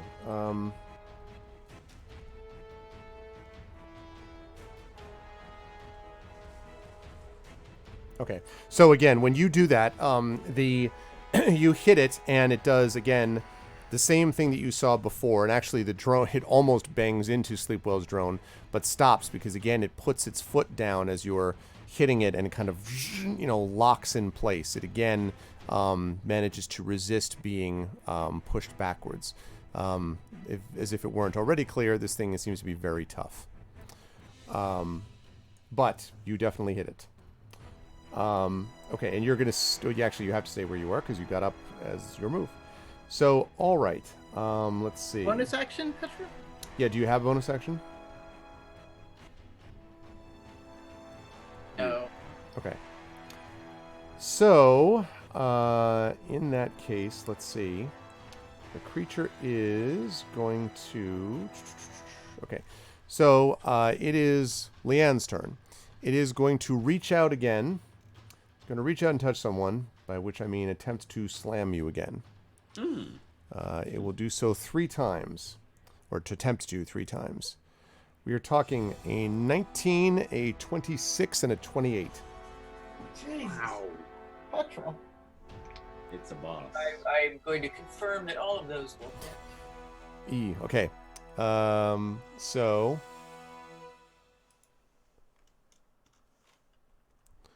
All right, so let's see. Okay, that's Wow. I'm just adding up the numbers quickly. I'm sorry, Pedro. Wow. Let's see. So that is going to be another 40 points of damage as it slams you into the ground. So that, I believe, if I'm counting this correctly, is going to bring you to a negative 21. That is correct. Okay, so Petra is down and not moving. So we're going to put that on. That means that we're looking at some death saves coming from Petra, unless the rest of the crew can, as Petra said, finish off what is happening here. Can she use her inspiration? I think this is going to be a good moment to use it on death saves. It'll be a good time to use inspiration, yes. If Petra's ever wanted to take it on the chin, Petra's getting it right here. This thing is obviously very nasty. So it's going to do that. And then it, having done so, is, let's see. It is going to, staying in contact with the drone so that the drone doesn't get an attack of opportunity, it's going to slide here and here. So it's just now facing, essentially the drone this way and the rest of the room. And it does so, you can see Aramis in a very kind of like super fast liquid sort of way. When it slams Petra's body to the ground, you could actually see, Aramis, that its hands basically solidified into one looked like almost solid steel blocks, just bashing her abs into the ground as it slammed her. Enormously strong. Okay, and that's going to lead us to Aramis, who just saw Petra do a lot of damage and then get WTF pwned in 2 turns by this thing. Aramis is not going to hesitate at all. And he is going to leap off the building. No, change up his approach here just a little bit and go a little bit of flaming discs. Okay, that will hit. 25 worth. That will hit. Oh man, 19. Oh, I can't even get the credit. Sorry. Let's see. If I remember correctly, there are things that are needed from you. Double check. These are 3 for them. Okay. So I need to make 3 attacks actually. Okay. So let's do 2 more of those. Okay. How about another one? That's a 16. 16 will miss. And how about an 11? 11 will hit. No, I'm just kidding. We'll also miss. So just how the about 20. 9 points of damage? 9 points of fire damage. It will take that. And it glares at you coldly, sort of like it's looking at you on screen, just, smugly, as they say. Are you moving anywhere, Aramis? I am not. Okay. One note, by the way, you're standing near these windows. So these 2 areas here there's a lot of broken glass on the ground here, but there are 5 and 10 feet, followed by a sheer drop on the other side. But I'm just letting you know that if for some reason you were like, I want to get more room by jumping out onto the ledge, you can do that. Just be aware you're on the ledge with, up 90 floors or whatever it is. So right. just letting you know. Okay, that sounds good. Actually, Sleep. You know what? Yeah. Totally. I'm all about it. Aramis is going to move out onto the ledge. Okay. I really wasn't trying to encourage you. I was just letting you know that you had that option. Well, Aramis is going to do that, and then he's going to motion to the thing. Yeah. Interesting. Okay. All right. That is going to lead us to Sleepwell, and you and your construct are up next. So you can have your construct go or you go, whatever order you want, Sleepwell. Yeah, let me think about this just for a second. So if I was to use a healing power that was an area of effect power that included Petra, would that bring her up out of this? Like how does that work? Yes, you would start, because you start at 0. So you would start at 0. She would start at 0, not negative 21, and then heal up to whatever the number is, yes. Okay. So then what I am going to do is Kaz, are you wounded? Not very much. I have a scratch. Yeah. Interesting. So I'm down to 24 hit points, but your character has a little scratch on it. Fascinating. Okay. Good to know. Good to know. Yep. When are you missing the next Expert Genesis? I'm just wondering if He's like, any scheduling conflicts coming up. He's like, it is good to know for me. It's very, very good to know that. Okay, so Aramis, are you hurt? Aramis is somewhat hurt, I think. I don't actually remember ever getting hit last time. Let me double check. I have you at 31 out of 42, Aramis. I think you got hit once. Yeah, all right. I got hit once, so I'm not really worried about it. Don't worry about me. Take care of Petra. All right. Well, I'm going to basically put myself in the doorway so that I have, I think, line of sight on everybody. So is that correct? Can I do that there? I'm sorry. I beg your pardon. Sorry. Say that last part again. I'm sorry, Carlos. Just I moved my little dude to the place where I think the doorway is, so I have line of sight at everybody. Yes, you do have line of sight on everybody there. Yes. Okay, so it's basically time for the mass heal here. Okay, the time has come. And I think, let me just see here.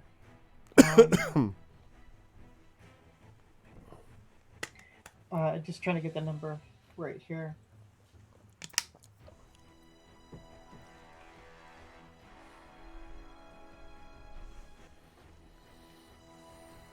Sorry. What's up in here? Okay, so this is the range. This is the rank 2 one. Yeah, I'm gonna basically use mass heal to heal everybody. It should heal everybody in the range, and it's 2d8. But I'm also going to use 2d6 of my 3d6 luck to add to that. Okay. And it adds my proficiency bonus as well.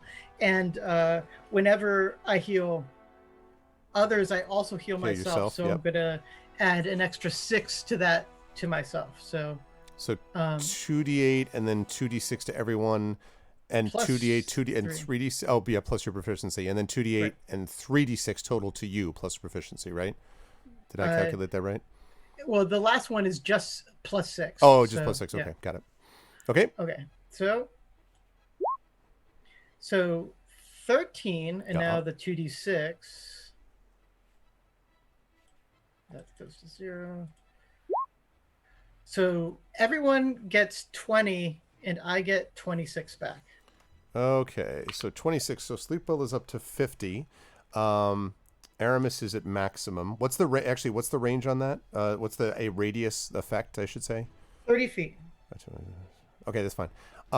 So Aramis is up to full, and Petra, you are now up to 20 because you start from 0. Now you're still prone, but you are now, although in a lot of pain probably, you are still lying there. Okay. So, okay, that's good. Are you moving anywhere, Sleepwell, or are you good to go? Also, what about your forged construct? Oh yeah. So I'll just finish my movement in a second, but I'm thinking I don't really want to be in Kaz's way. I'm gonna just kind of like move here so he can slide past me, and then I'll have the construct actually flank it again. So I'm gonna have it move around to the back again. Okay. Just in case Petra can get up and do things. Okay. And attack from there. Okay. Why the hell not, right? Go ahead and make its attack. This is obviously not a flank for it, but just a regular attack. Yeah, but it's +4. +4. All right, for the horde. +4. For the horde. Go. 10. Yeah, it's like sheer miss.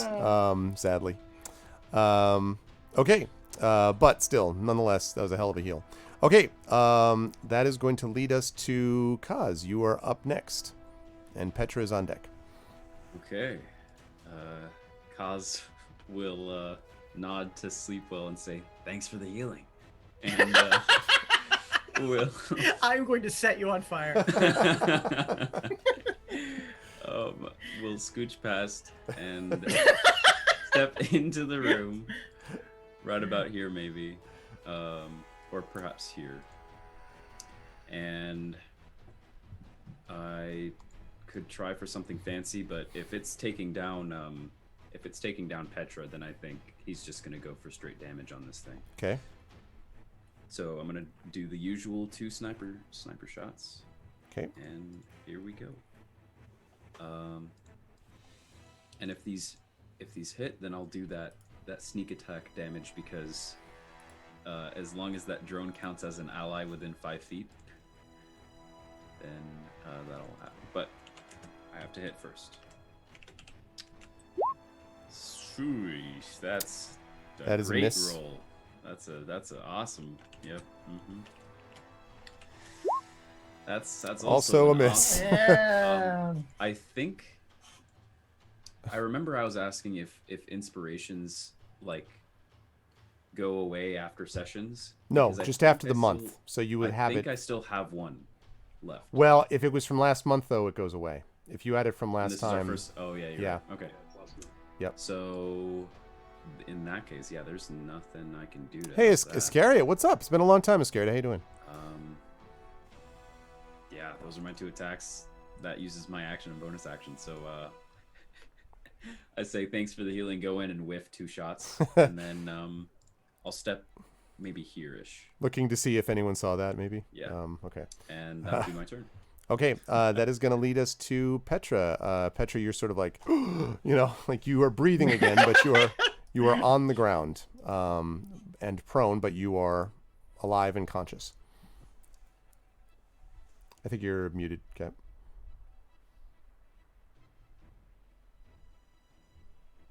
You're muted, Cat. Yes, Okay. we're gonna. I thought I had unmuted. There and you then go. I said the funniest thing ever, and you've all missed it. But anyway, As usual. so this thing is still there. I'm up. I am just going to stagger over and hit it one more time. No, if you stand up, that's your move. Then I'm going to stand up and heal myself. No, I'm not going to stand myself. Actually, I will stand up. And can I stand up and heal myself? Sure, definitely. Then I will go ahead and heal myself 25 points, which will put me up to 55. Okay. All right. 55. Okay. Feeling hale and hearty. And I'm sorry. Wait. How much did you heal yourself for just now, Petra? 25. So you're up to So 45. I'm sorry, 45. Okay. Yeah. Yep. That's cool. All good. Almost worked. I was gonna say like, wait, what? Okay. Yep. You're good. All right. And Shoutout has inspired Kaz as well. All right. We have the inspirations. Okay. So now it is the turn of this creature. Okay. So the creature is going to shift 1 square to the right. So no attack of opportunity because it just shifts 1 square to the right. And then it is going to lift its arms, and the 2 guns on its arms glow red. And then 3 shots fire out. To its left, it does a classic Mandalorian firing at the drone, and then it fires 1 at Aramis, and then immediately moves that to fire again at Petra. So there's 1 attack on each of you. So let's start with the attack on the drone. Point of information, though, Greg, it looks like it's now separated from the drone. I think it should be 1 square closer to the drone, or else it would have had an attack of opportunity. No, I just said that it shifted away from the drone 5 feet. So that's why it moved 5 feet first. That's Wait, its but move. so I don't understand though. Is that like a disengage action? Uh-huh. Yeah, when it moves, if you shift 5 feet, it basically takes the space of your move action, and you can shift out of danger without an attack of opportunity by shifting that way. That Gotcha. uses Thank up you. your move action though. So Gotcha. yep. So that's why it just moves the 5 feet so that it could do this like, John Wick style whatever, attack. John Woo really. And they're fighting against evil John Wick. Sort of. You could say that. Okay. So it is going to fire first of all at the drone. And is going to get a 20 to hit the That's a drone, miss. which is it really? No. It's, Okay, I was gonna it's the say shit like, out of what? it. I was like, really? Wow, I'm Convincing, Carlos. Too I convincing. was rather appalled. Okay, let's see. And it is this. It sort of looks like a beam of sort of So it basically looks like this beam of what looks like a glowing bolt of fire is essentially what it looks like. And it impacts this thing doing 10 fire damage and 10 radiant damage to this thing. That's just going to take it out. It's going to one-shot it. 10 fire, 10 radiant. Then the shot goes off again on Aramis, and we're going to see if it hits. I don't think that's going to hit. That's a 13. Aramis, is that a hit or? That is going to hit, but Aramis is going to do this. Wait, hold on. I'm going to use Force Shield. Force Shield. Okay, 1d6. Go ahead and roll that. 4. Yeah, that won't hit. Aha. So you're just like, oh! I have this image of you like, you know. And then Aramis is just going to step to the side as it happens and just kind of go. Oh, yeah. Yep, exactly. Come on, let's do this. Exactly. Okay, and then it's going to fire off at Petra. That is going to be a 20 to hit. Not natural. Just a 20. 20 hits. Yes. Okay. I'm sorry, I miscalculated. That's a 19, not a 20. Sorry. Does that make a difference? 19 hits. Yes. Okay, sorry. Yes, it does. Okay, so let's see. That is going to do...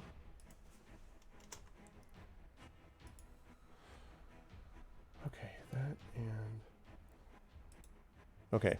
6 fire and 7 radiant, so 13 points of damage. Very well. Okay, and then it just sort of glares at you, Petra. And now it is Aramis's turn. Aramis, again. He gestures at it, I know. He's like, and then throws off 3 more flaming discs. Okay. So 3 attacks. How about a natural 20? That will 1,000% critical hit. All right, so that's 15 points of damage. Okay. Nice. Starting to look kind of hurt. 14. 14 will miss. And how about that lovely 11 on the 11 will also miss. I'm sorry, how much damage did you say in the first one? Sorry. 15. Okay, 15. All right. Yep. Starting to look a little bit hurt for sure. But yeah, 14 will miss, 11 miss. Oh, 16 missed before, Div. This thing is kind of a little rough. Okay, are you moving anywhere, Aramis? Perhaps 10 feet straight backwards? I'm just kidding. How about 5 feet back? Continuing to motion. Wow. The wind whipping against, dramatically against Aramis's sort of longer the whole cloak. Harry Dresden, like... Yeah, no, I know. I see is, it. like, sort of floating there. Yeah. I see it. I love it. Okay. That's going to lead us to Sleepwell. Unfortunately, not Sleepwell's construct anymore. But it will lead us to Sleepwell. So, the first thing I will do is just kind of put myself hereishly first. And do I have line of sight on dude at this point? I would say so, yes. You can, because the door slid closed, but when you come close to it, slides open again. So, now it's time to unleash hell. I am going to use attack pattern on it. This is 216. Okay. But I'll just to read it for flavor. A pack of small combat drones fired down upon an area within range. The area can be up to 20 feet long, 10 feet wide. It's 120 feet range, by the way, so it's plenty of range. Okay. 10 feet wide and 10 feet tall. So, 20 by 10 by 10, basically, I can isolate it pretty easily right now without worrying about hitting any of my friends. Okay. It does, so the creature has to make a dexterity saving throw. Okay. It takes 3d8 damage, or half if it makes it safe. And I can keep using this attack round after round. For about a minute. This is definitely a rank 3 forging talent. All right.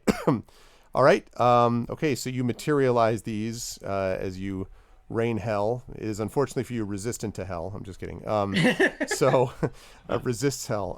Okay. So it's going to have So to it has to make a dexterity saving throw. All right. Okay. Wow. It apparently parkours out of the way as it critically succeeds on its saving throw. Wow. So but it should take still, half damage. Yeah. Okay, so go ahead and roll your damage.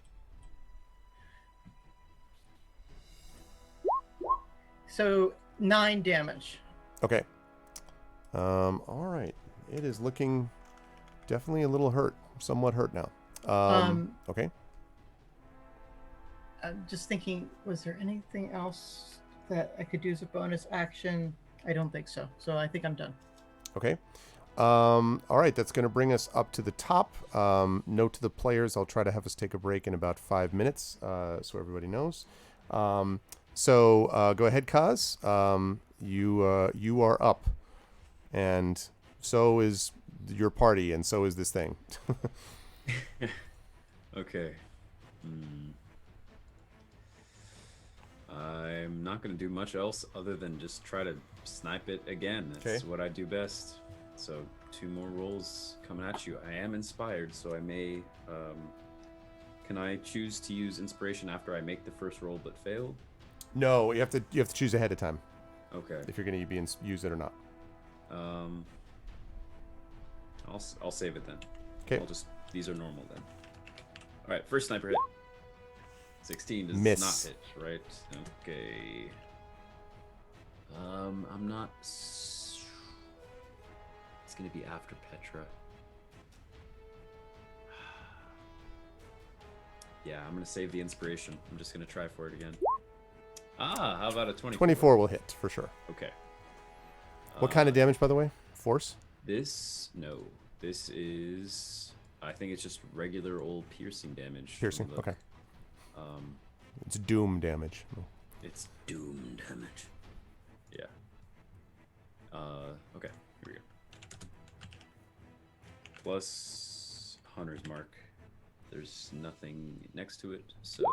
Oh, and then I have to add my dexterity, so that's actually 17. 17, okay. It's now starting to look pretty hurt.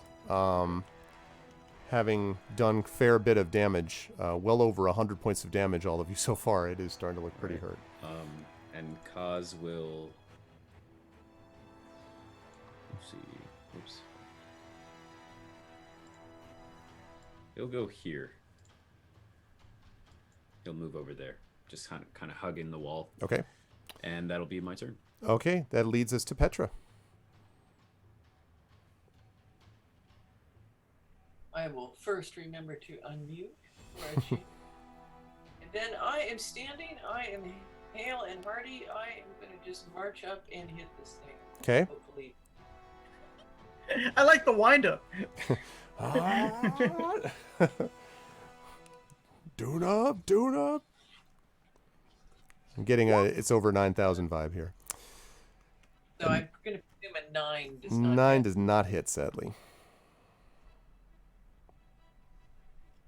Although you do have an inspiration waiting around, don't forget. I forget that. I am with the second attack. I rolled a 20. 20 will hit.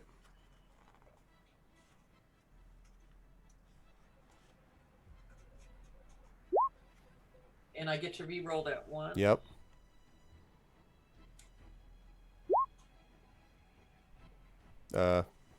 Yes. Let's make that an 8. Okay. All right. Yeah, definitely starting to look very hurt now. That's it for you, I think. For now. Petra? Okay. For the moment. Okay. So, let's see. Seeing you in front of it, seeing that you have been a big damage dealer, although others have done damage too, it has decided to go back to its tried and true method that we call slam. Dun, dun, dun, dun, dun, dun. Okay. Jesus. Curses on your dice. 29, 22, and 23. Jesus Christ. This thing is unreal. It is rolling well, but it also is really tough. It's Petra, yeah. stay away. This is bad for your health. Okay. The damage is just anyway. Okay. It's ridiculous. Okay. Jesus.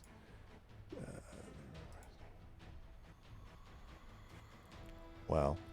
You know, I just want to say, having your game master whispering, Jesus. I just am like, I'm kind of in awe, quite frankly. It does 62 points of damage on these 3 slams. And so you were at negative 30. It just... and it looks, despite the fact that it looks like, fairly hurt, it does not seem to have affected its strength at all. So Jesus. Petra is down.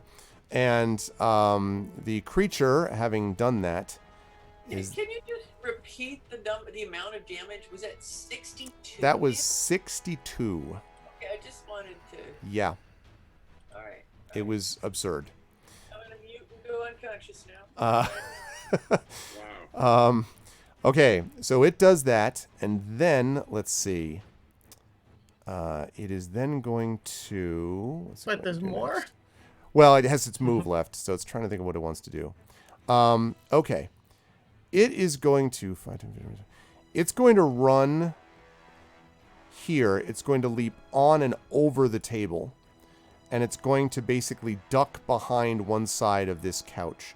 So it is now in partial cover, Kaz, just so you know. Same thing for you, Aramis. And I guess technically Sleepwell as well, although I don't know if Sleepwell will be shooting from that distance, but maybe.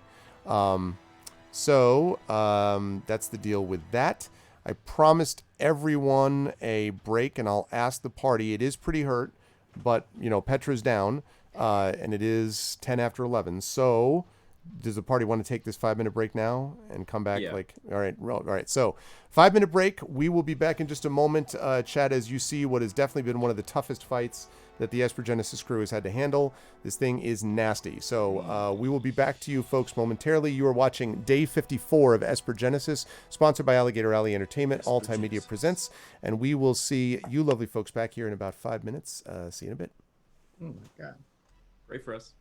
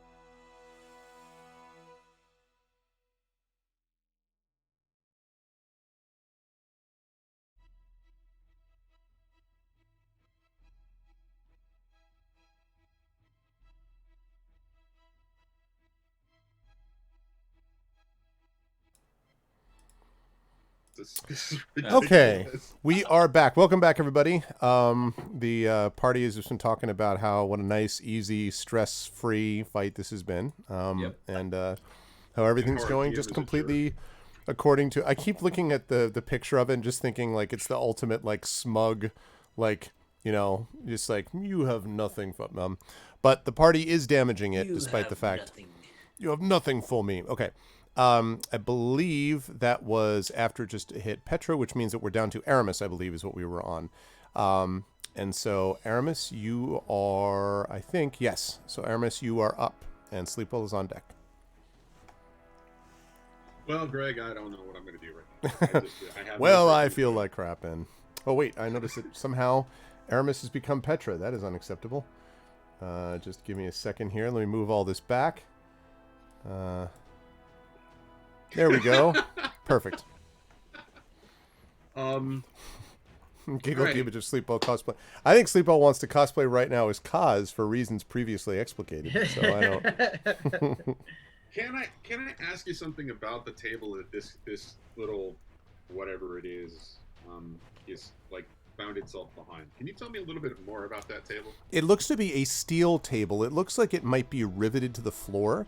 And it's more that it's behind the, I mean, it is behind it. There's a chair there as well. The chairs are not riveted. There's also a couch there, which it's sort of half crouched behind also. So as far as how big the table is, probably about 3.5 feet in height, maybe, something like that. And you can see how wide it is there, probably about, I don't know, 7 by 10, roughly. Yeah, you lost me at it's bolted down part. So yeah, it's riveted. Thanks for that information. Yeah. In the dystopian future, everything is riveted down.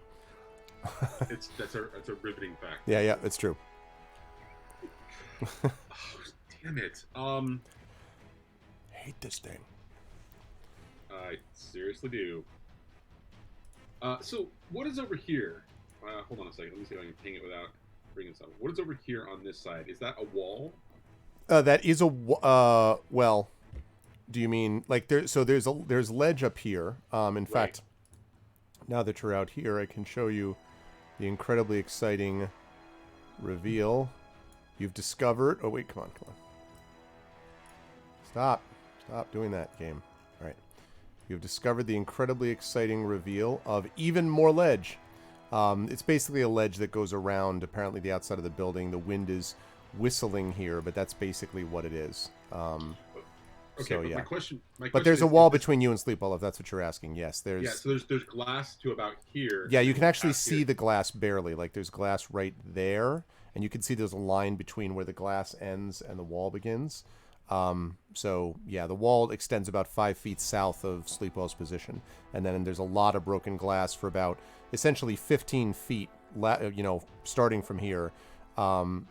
This square, and this square are all broken. All right. So Aramis is going to move here. Okay. Peek around the corner and do more flaming discs. Okay. And he's partially covered? Correct. So yeah, you're going to be doing this actually. Let me confirm actually I don't think we've had to deal with cover rules in Esper Genesis, so We have not. let me double check just quickly. 179. All right, so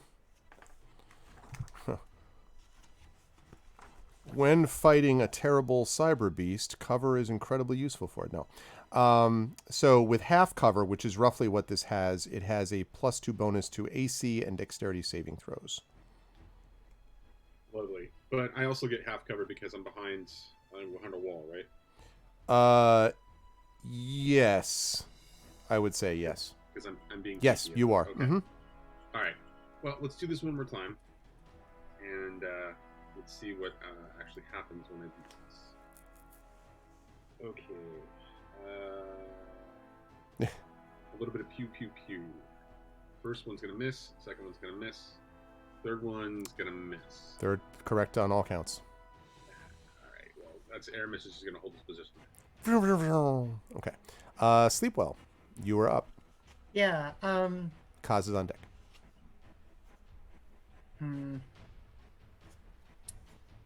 could heal Petra, but then I would lose the drones that I just created. And it's like really kind of like the only attack that we have going right now. 10, 20, I can get to her. I mean, she's within 30 feet. Can you instantaneously repurpose them to shoot healing meteors down on Petra? It's like rain heaven down on her instead of... Man, I'm gonna be writing to the developers after this. Where's my rain heaven? Yeah, I've just got a tough decision to make here. Let's see. Yep. So it's looking like pretty damn wounded, or pretty. It's pretty hurt. It doesn't look like right on death's door, but it's pretty hurt. Yeah. And just remind me, Petra gets 3 death saves before she goes down. Yes. This is so terrible. Yes. I will point out that a Brilliant. critical fail creates Assuming she 2 doesn't death roll in that failures. one. Yes. Right, but she hasn't started making them. No, yet, she hasn't started making it. So she Very would unlikely, survive. unless the creature decides to go up and just slam her into the deck 3 more times, in which case, you know. Not that you're mathematically calculating the odds of Petra's death or anything. No, I mean, listen, you know. Quick calculus. She does have inspiration, yes. And we'll probably be using it if we get to that point, I would imagine. Okay, I think what makes sense here is to heal Petra. I just don't see a scenario where I don't heal her It's true, Rino. as much as I can. So I'm just checking the description of the assaulters. Like, do they just hang out maybe until the next time, or do they I actually? don't think so, because when you heal, it means that well, let me double check actually before I just Well, duration is opine. concentration, yeah. So I'm going to lose concentration here.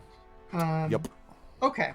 So what I'm going to do is I am going to create, if I'm remembering right, where is it? Darn it, now I'm not finding it. Where is medical drone?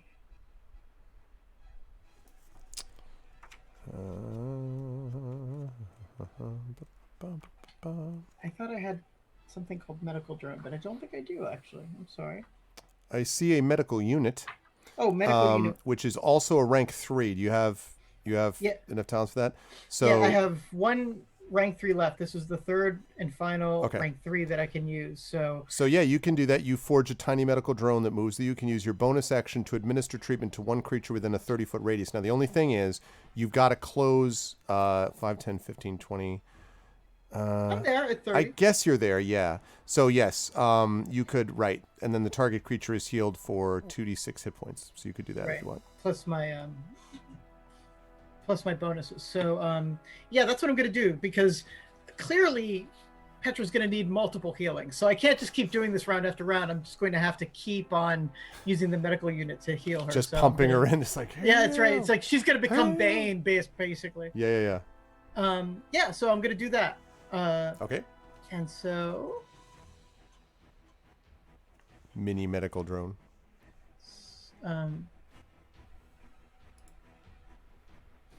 Man, the starting at 0 and working up is such a good thing.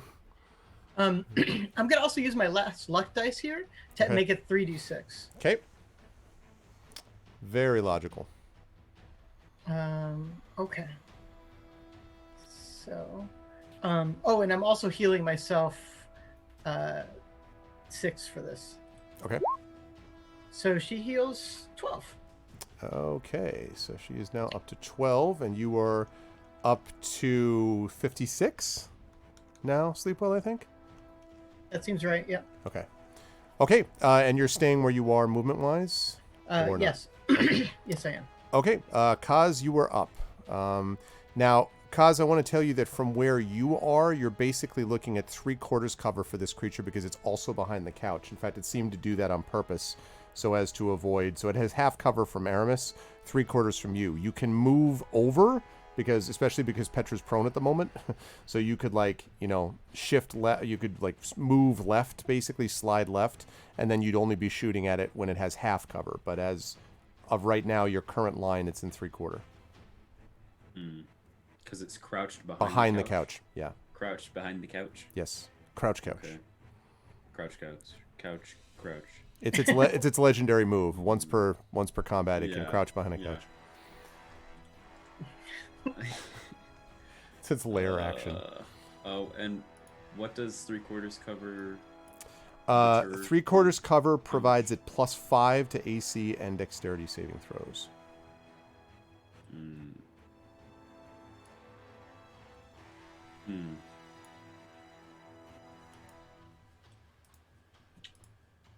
And you're saying if I scooted over closer to Petra, that would only be half cover? That's right. But I mean, Okay. if he scooted the other way, he could actually just open it up, right? He could go behind one of the couches on the other side, himself take cover and open it up, right? 5, 10, 15, 20. I suppose he could do that, yes. If you were to move, so what you're talking about is moving like here-ish, Yeah. basically. Yeah. Then you'd actually probably have a shot, like a regular shot at it. It would be closer to you, but you'd have a clear shot at it. Yes. That is true. That's basically the classic, you run over and then vault the couch and then maneuver. Yeah. Yeah, the farthest for some reason, Bellare, despite being almost 8 feet tall, I only have 25 feet of movement, but I'm going to, as far as I could get, if I could do that for 5, then 10, 15, 20, 25. That's about as far as I could get. I think you can still get a clear shot from there, yeah. Okay. So You're exposed, but I mean, whatever. Like, you were exposed already, so. Yeah. You were already exposed. Okay. Okay, fire away. Already exposed. All right, yeah. Fire away. I'll go for 2 sniper shots. It's what I do. I mistyped and it was about to be D20 plus 76. Hey! Wait-o. No. Sadly a miss. First will not hit. Petra's next. I'm gonna. Keeps thinking. I'm gonna hold on to that inspiration. I feel like. Wow. Wow, Check you good out. call. Well, bam. All right, what's the damage? Okay. Max. Is it max damage on all the die that I would roll, or dice that I would roll? For that attack, yeah, Or whatever just that would the be. weapon dice. Yeah. Okay. Yeah. So that's 22. Okay. Sorry, 24. 24. 24. 'Cause it's, Okay. It now looks extremely hurt. Yeah. Okay. Yeah. 16 plus 6 plus 2. Right? Yeah, 24. Okay. Yep. Okay. Again, though, that's all Kaz can do when he uses those sniper shots. Hey, listen, I mean, That's my turn. Yeah, Okay. hey, it's useful. Petra is prone, but is not dead or unconscious. So And you have a new Petra. friend. That's true. You have hovering over your head is this small little creature that keeps shooting the strange mist that makes you feel better. Onto you. I'm sorry, you froze up for a bit for me there. Is it my turn? Yeah, it's your turn. You are not dead. You are prone, and you have this little creature that's spraying some kind of fine mist that makes you feel better. It's refreshing. Spritzer, as you're there. And this thing is out of reach of me, however. 5. Yeah, because even if you stand up, then it would be. Yeah, you could maybe get to it if you just double move, but not to hit it. And I have this image of Sleepwell being like, "What are you doing?" Like as you run towards it again. But Well,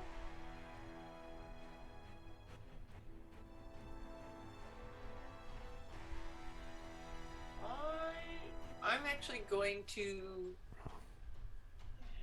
Okay, I don't really want to get hit anymore. I'm tired of that, but I feel like it's my only choice. I'm going to. Can I jump on this table? yes, it is riveted, so it's not going to fall. That's a double move, so you can do that, but you won't be able to attack. You realize because you had to stand up first. That's your whole move. So you can double move to get onto the table, but then you won't be able to attack unless you have a bonus action. Then I'm just going to stand up. Okay. Can certainly do that. And you could double move away or closer. I mean, it's or neither. Just stay there. There's also the dodge action you could take. That's good. Which... Yeah, I'm going to stay there and dodge. Okay. Thank you. Okay. So on its turn, it is going to, let's see. It goes mad and hits the sofa. Exactly. In its rage, this couch will not survive. Okay. It doesn't do that. Instead, it's going to, let me count. 10, 15, 20. Okay. It leaps onto the table. It looks very messed up now. And it looks at all of you, and its eyes are glowing blue. And then it says in this deeply robotic voice, "You can't win. They'll find you soon. They've already found you now."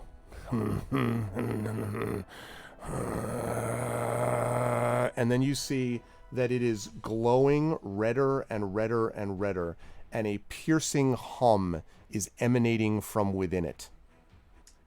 It's not making any attack, but it is vibrating violently. I think we should jump for cover, and that is what I'm going to do. Okay, Aramis, we're still in initiative, so Aramis, what do you want to do? What's up, Sticker Glue? Based on the circumstances, is there any indication that doing any more damage to it won't have any desirable effect?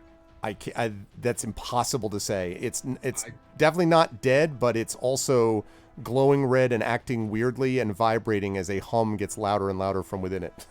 So I would reference everyone to the Predator movie with the end of the Predator movie with the chuckling, if everyone remembers what I'm talking about. Wow, that changes things a little bit.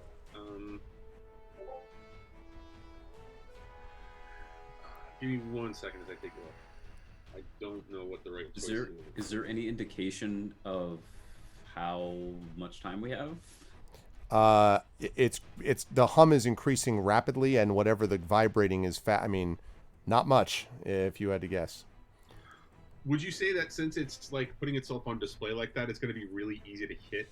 Oh, you probably would have no problem hitting it. I'm talking about an advantage, since it's just kind of like going, "Here, hit me." No, but it's I wouldn't say that, but it definitely is not going to be. It would have a hard time with, let's say, dexterity saving throws or things like that. Like it's, so yeah. Right. That's not going to make a difference to me. All right, Aramis is just going to throw more fire dust at it.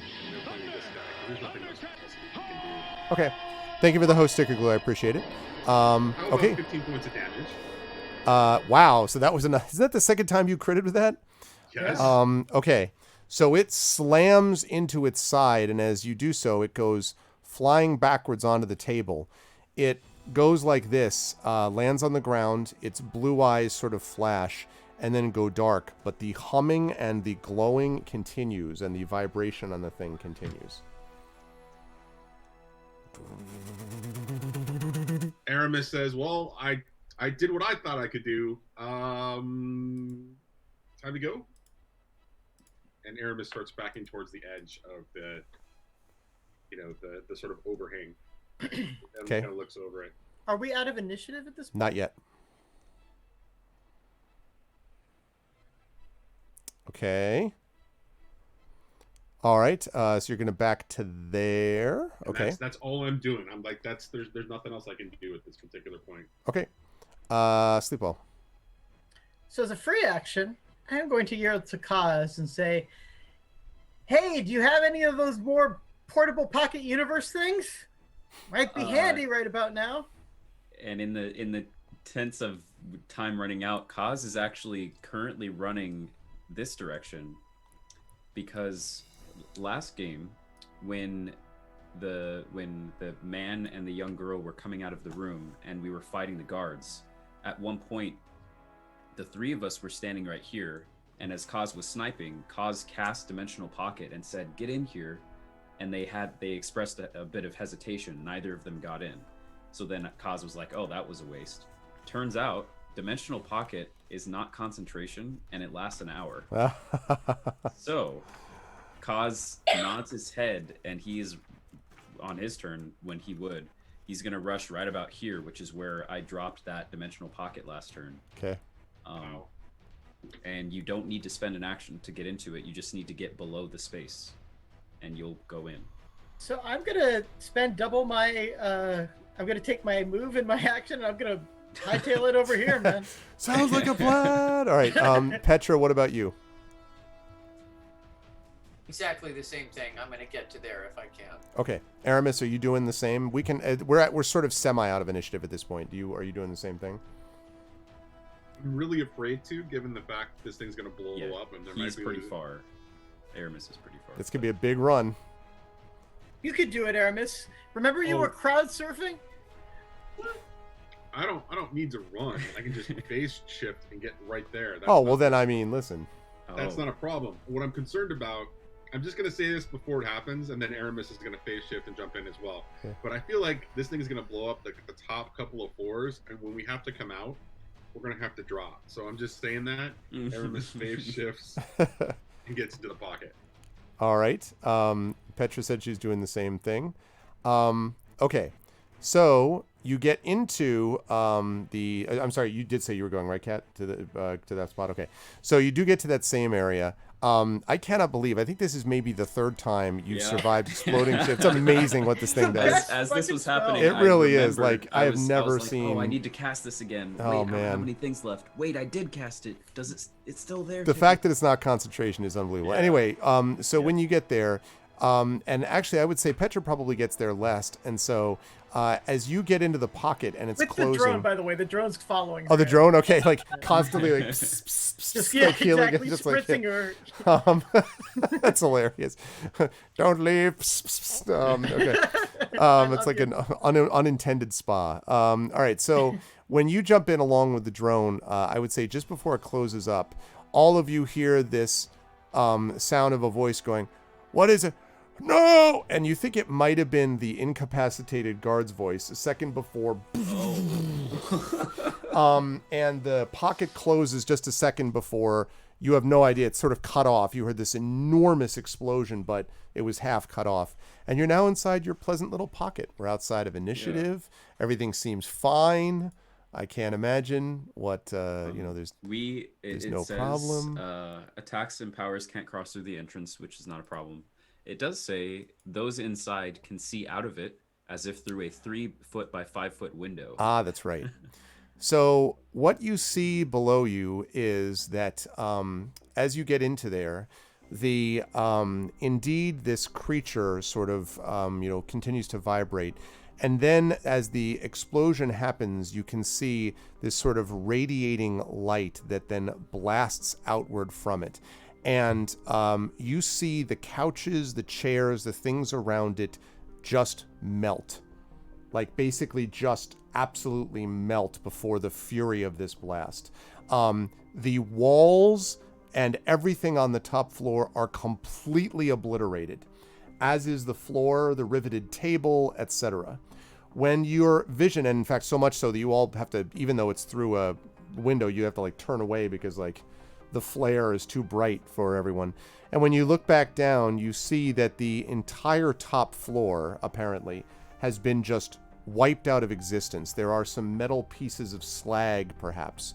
And what you see below is a floor that is filled with what looks like possibly, well, all right, let me describe the sort of details of it. What you see below is a variety of what look like computer screens and panels and terminals along the north wall.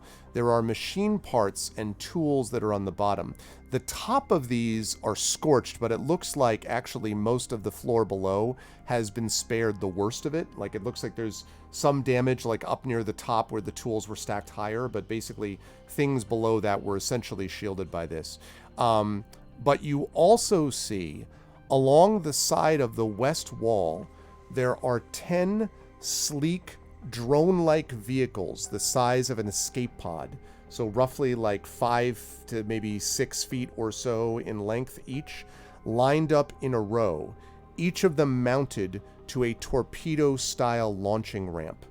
And all of them are facing up and are facing out of the windows, not really windows, they're like open doors essentially, to the outside world.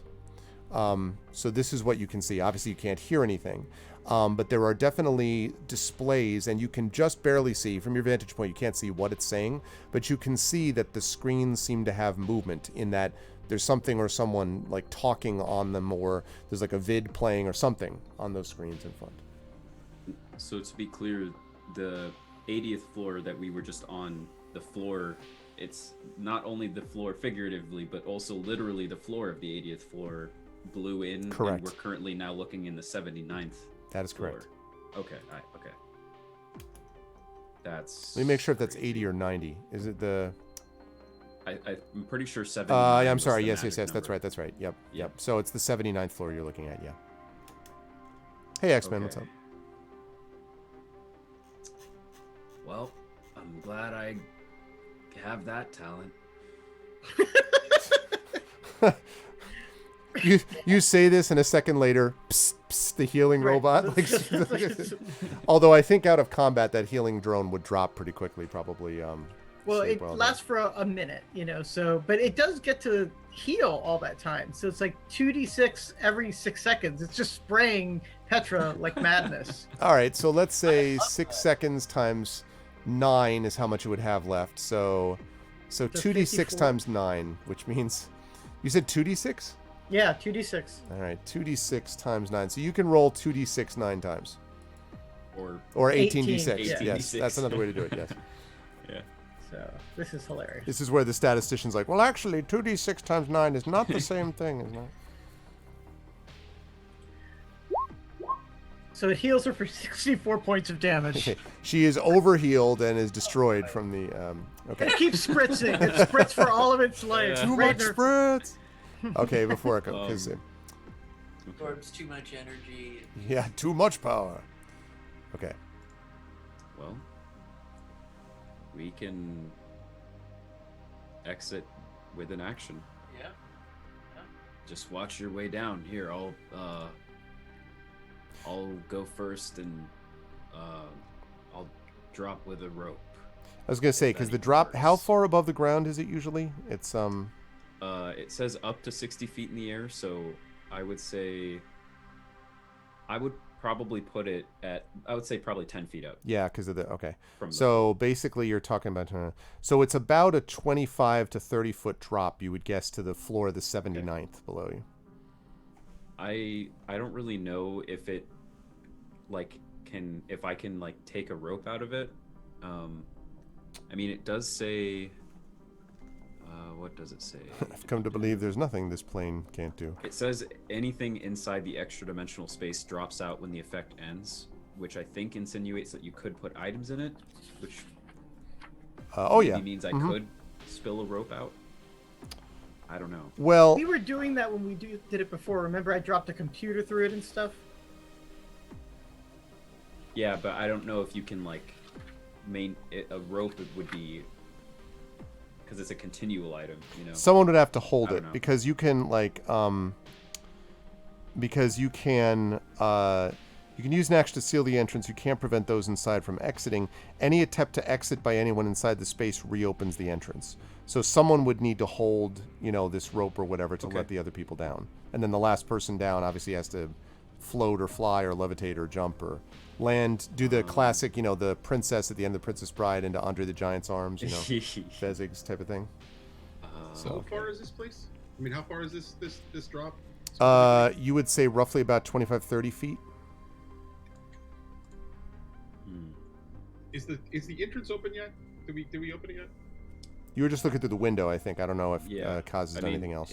If I can open the entrance, quote unquote, then I open it. Okay, so you do. But not for us to all fall through. But No, just I get open, it. Whatever that means. The smell of sulfur and the sound of crackling, fizzing something, it might be, leftover electronics or whatever reaches your ears. There's a very strong smell of sulfurous burning.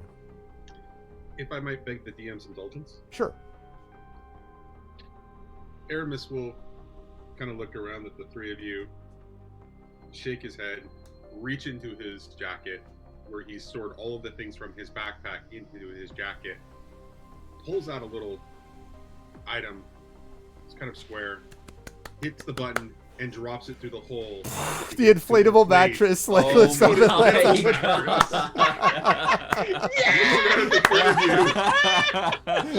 It lands.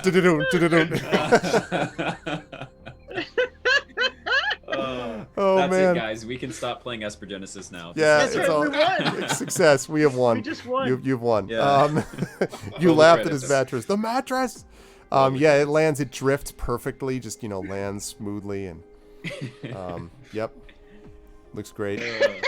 That's great. Unfortunately, you didn't inflate it, so the pump lands next to it, and you're like, "Oh crap!" Oh, Like, no, come I'm just on. joking. No. This I'm is joking, base I'm air joking. mattress. I'm It joking. pops, It instantly but it pops. I'm joking. Yeah. No, it hits the ground. This is fine. You're good. Yes. Wonderful. You laughed at the mattress, but the mattress. I would say. Oh, and then Kaz says, just for added effect, he ignites a flare and then drops it down on the ground, like they're a helicopter team, Onto the mattress. onto the mattress. Okay. Or So no, not on the mattress. I don't want to damage it. I throw it on the ground nearby. On the ground nearby. I was so tempted to. The mattress goes up in flames, and Aramis is being like, "How could you?" Like Aramis and Sleepwell both really annoyed at Kaz. Like, how? No. Okay, so you drop it next to it. That's fine. It is now Yeah. just on the ground there. Yep. There we go. Now Okay. the scene is set. I'll go first. Okay. And Kaz will. He has 40 feet of rope, so he'll hand that to Petra. One end of it to Petra, and then he'll rappel down. Okay. So no problem. Just ba-doomp, you land very softly on the soft mattress. Very comfy. I get out of the way. Okay. I'll go next. I'll just cat my way down there. Okay. All right. You also no problem. Aramis will will- go third, I guess. Okay. Aramis goes, Go no last. no problem as well. And the last one, Petra, you just sort of jump out, but again, thanks to the stability and softness of the The mattress, you Vulnerable. like just inflatable man. yeah, exactly. You just This is my favorite thing. gently bounce, off of it, and you're all good. And you are now standing next to it, standing in what used to be a floor below the top floor, as you were standing here. Quick note, by the way, as you're standing next to the mattress and the flare is here, I already described what it looks like, but you can now see and hear sounds coming from those screens to the north. So you can definitely see that there are several screens, and there's actually 3 of them in particular. One on the right seems to be some kind of, if you had to guess, you can see even from here, maybe like a file folder, something like that has a list of files on it. The second one has what looks like some kind of digital readout, and you can see what looks like a kind of cutaway view of each of 10 different drone-like vehicles, which look like the 10 drone-like vehicles that you see off to the west. You can see that they are also digitally listed on this middle screen. And then to the left, the leftmost display, you can see 2 very familiar-looking people that are sitting there talking. And it is Sleepwell talking to Petra on that far screen. You're saying something, but you can't quite hear it from here. You'd have to go a little closer. So that. I'd like I'm sorry, Petra? that. I'd like to know what I'm saying. Okay, so do you want to go closer? Does anyone else, or just Petra? No, I'll go too. I'm So- stunned by this. Okay, There we'll was talk to you in a a- minute. Kaz, what do you... Yep. There was a computer with files, the computer of them talking, and then what was the second computer? The one in the middle Or is screen what it. looks like a digital readout with like 10 cutaway views of what look like the same drone, vehicles along the west wall. and that are sort of facing outwards. And this looks like the same shape, but they're all cut away. Almost like diagrams. Of Yes, these exactly. Vehicles. Exactly. But there's definitely movement next to the diagrams. Like there's something that's like either a number or some graphic next to each of these 10. But again, Kaz, you have to get a little closer to see. Okay. And then aside from these screens and then the actual physical vehicles, there's not much else in the room. Other than there's a bunch of like machine tools and things like that. This looks like it was some kind of maybe a server room, if you had to guess. So there's like stacked crates and stuff like that. So tell me what you want to do, Cuz, and then I want to ask Aramis, and then I'll come back to Petra and Sleepwell. Kaz's prerogative will be to take point and to make sure that they're not, if anyone's coming, that Kaz is aware of it. So he's gonna kind of SWAT, look around while they're inspecting stuff. Got it. Aramis, what about you? You said there's a file folder of some kind? Yeah, the rightmost screen has what looks like a list of files. All right, Aramis is going to take a look at that screen. Okay, while you go over to that, Petra and Sleepwell, as you get a little bit closer, you can see this digital recording, and it's the two of you talking to each other, and it looks as if what it looks like is almost like security cam footage. And Sleepwell, as you get closer, you can hear yourself saying, "We knew it was going to work all along. We knew that Bliss just had to get in the right spot before we did what we needed to. You know that, so does everyone else." Then you see Petra responding and going, "Obviously, I can't believe that anyone actually bought it in the first place. Soon everyone's going to know exactly what it is that we stand for and why. Once we take Bastion down, they'll know our names." This is exactly what you see and hear each of you saying. Obviously a fake, Sleepwell and Petra, but a very good one. And at the bottom of the video, you see it says, "Exporting for SIM transmission," next to a progress bar which is at 90%. As you see that, you also begin to hear the sound of the drones on the west wall going zzz, as if they're powering up for launch. We need to stop this right now. This is a deep fake that's going to incriminate all of us. How do we shut this down? People and computers.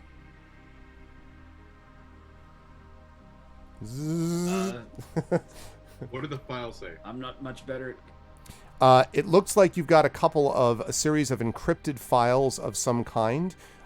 You do remember that you were given a decryption chip, actually, Aramis. The party was, which you can have if you want.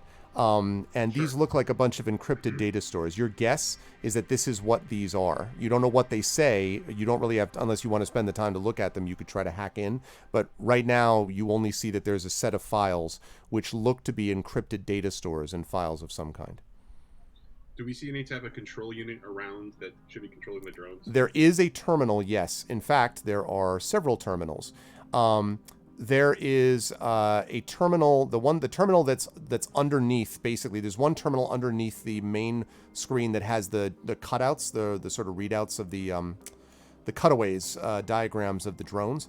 And below the cutaway of the drones, you can see that each one of them also has a progress bar. And they're starting to, launch also. And so it's, you can see that each one of them has a launch, and there seems to be a terminal underneath it. Also, I won't tell you other things you could do. It's up to you folks. But there is a terminal underneath the screen, yeah. This whole thing with back to back to back and no downtime, I got to tell you. Aramis is going to fire up some Black Hat and start working towards whatever he can figure out to stop the drones on that terminal. Okay. I need you to make for me, please, a computers check. Okay, so you do remember what Black Hat does, right? Does Black Hat automatically succeed on a computers check? You quickly analyze electronic data and transmissions within the computer. You gain advantage on all intelligence checks Okay. using a hacker's kit break. That's right. Blah, blah, blah. So you get advantage on it. That's fine. So you're still making a computers check, but it's at advantage. I just wanted to make sure that you were aware. Yep. Okay, No, I knew Black Hat did something, but I was a 22. that will succeed. So you're able to, and one of the displays of the drones goes dark. The progress bar now reads 91% on the sim transmission, and on the drones, it now counts up to about 93%. If you had to guess, it took you about 4 seconds or so to disable that first drone. So while he's doing that, how close are the drones to each other? They are about, I would say, 10 feet apart. There is, though, you notice a what looks like there's a launch ramp for each of them, and it's a mechanical launch ramp. You can actually see a couple of like levers and like Sleepo like near each one of them. So like each one of them has some levers around it that maybe was used to lock it in place. Possibly, hard to say. So simultaneously, while he's doing that, I'm running towards the nearest drone to see if I can. The nearest active drone that I see, to see if I can basically move it in a way that it will like shoot into the floor or something. Okay. I need you to make a mechanics check, please, as you get to that first one. Okay. Not seeing any danger, Kaz will go help. Because what I was going to ask is if Kaz could do anything to sabotage the physical drones. There is a possibility. So Kaz is also trying that. Yeah. When you get close, you can also see that in addition to the levers, which is what, like the ramp, which is what Sleepwell seems to be doing, I believe, you also note that the engines of them, which are starting to fire, sort of fire up, look as if they are a separate, how do I put this? It's almost like a mini rocket, like a mini stage, so that you might be able to damage the thruster on these things to sort of keep it from firing off at all. But you'd have to, damage it enough to destroy it, and you've got 9 of these still functional, 8 if Sleepwell succeeds with his. I did that wrong. Sorry. I was going to say, wow, you disable all drones, and including your own. And Yeah. Wow. Yeah. 1 second. 16. 16. Yeah, so you actually are able to, you're able to basically move the lever over, and by using a lot of carefully placed leverage, you and like jam the lever so the whole thing goes like essentially aims into the floor. So it looks like what's likely to happen is it's going to launch and then just like bury itself off to the floor and then spiral down somewhere into the city. It's not going to blow up the floor or anything, but it looks like that's essentially disabled Sleepwell. So there's 8 left. Progress bar is now at 93% on the sim transmission. You've got 8 of these left, and it looks like you're closing in at about maybe 15 seconds to launch for the others.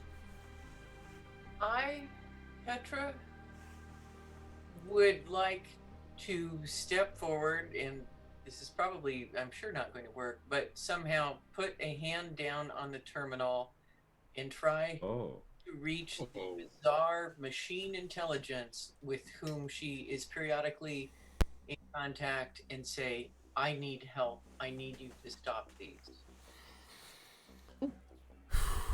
This is a different kind of bring in the hammer. If yours doesn't work, maybe mine will too. I was fully expecting, actually, the possibility of Petra bringing the hammer. Okay. I need you to make for me a wisdom check, please. Okay.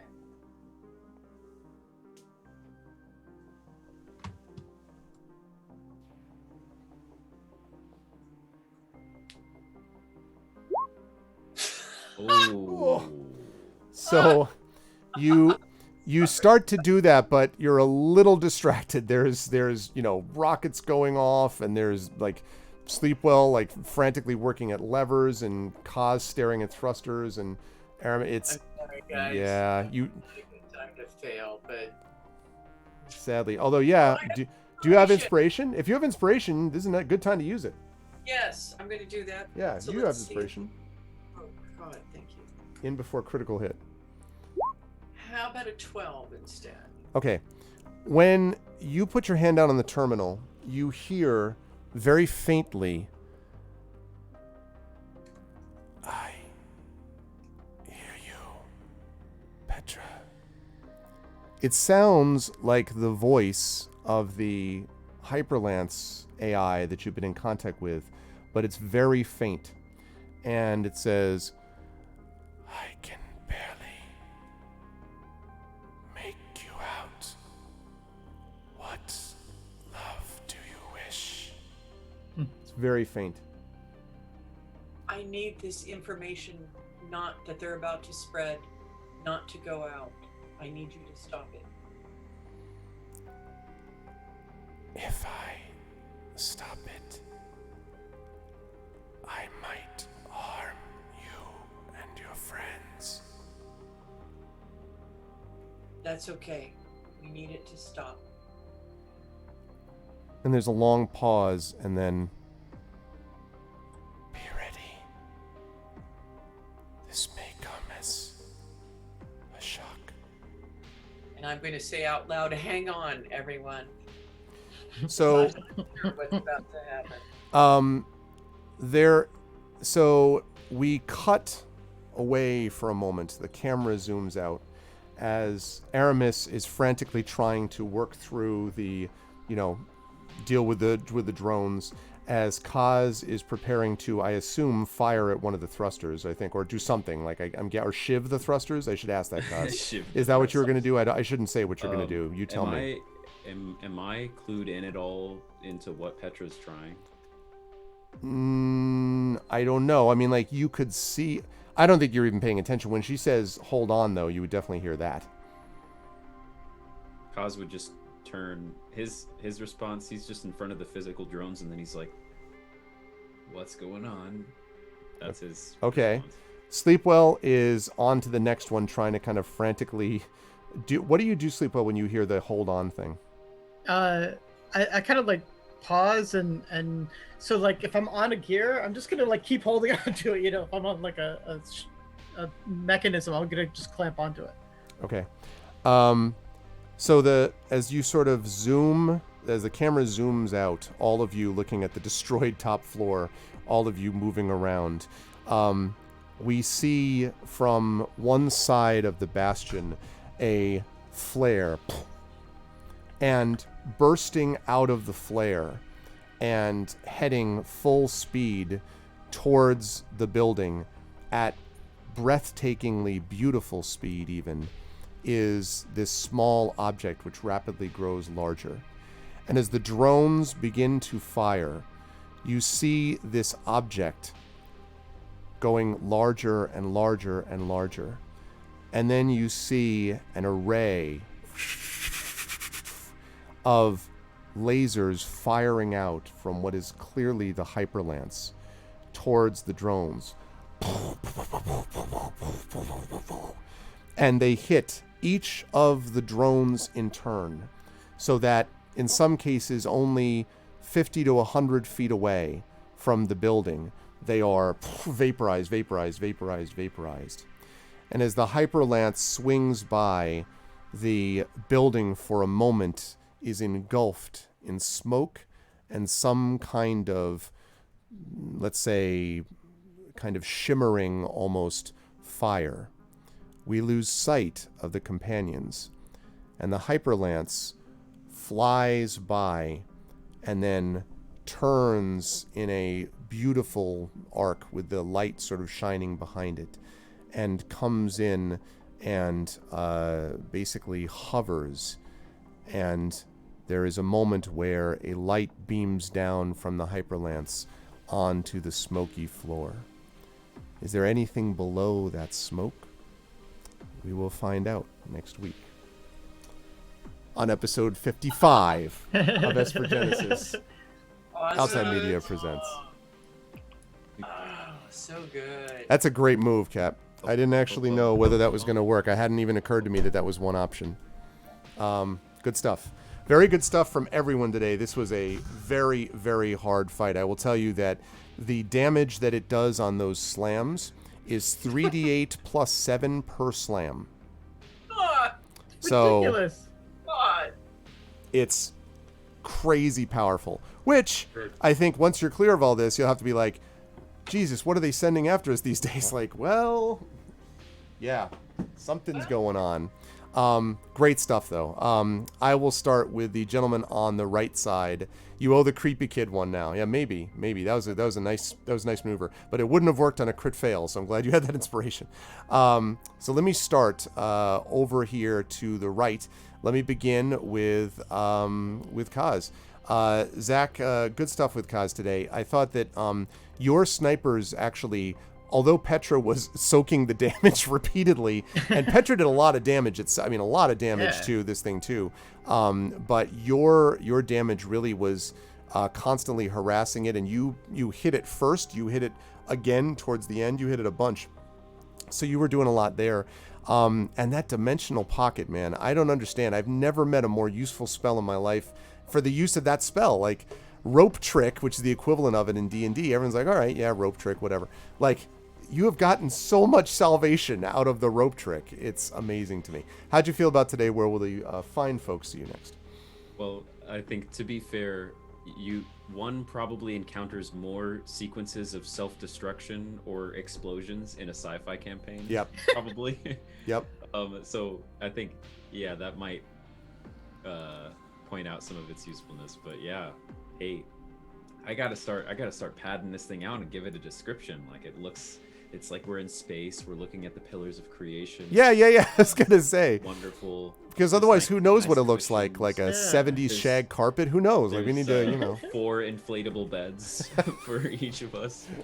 Oh my God, the snacks. mattress. I'll need snacks. The mattress. Oh yeah, which we have to have said that Armis picked up the inflatable bed before the hyperlance possibly destroyed the building. Let's be obvious about that.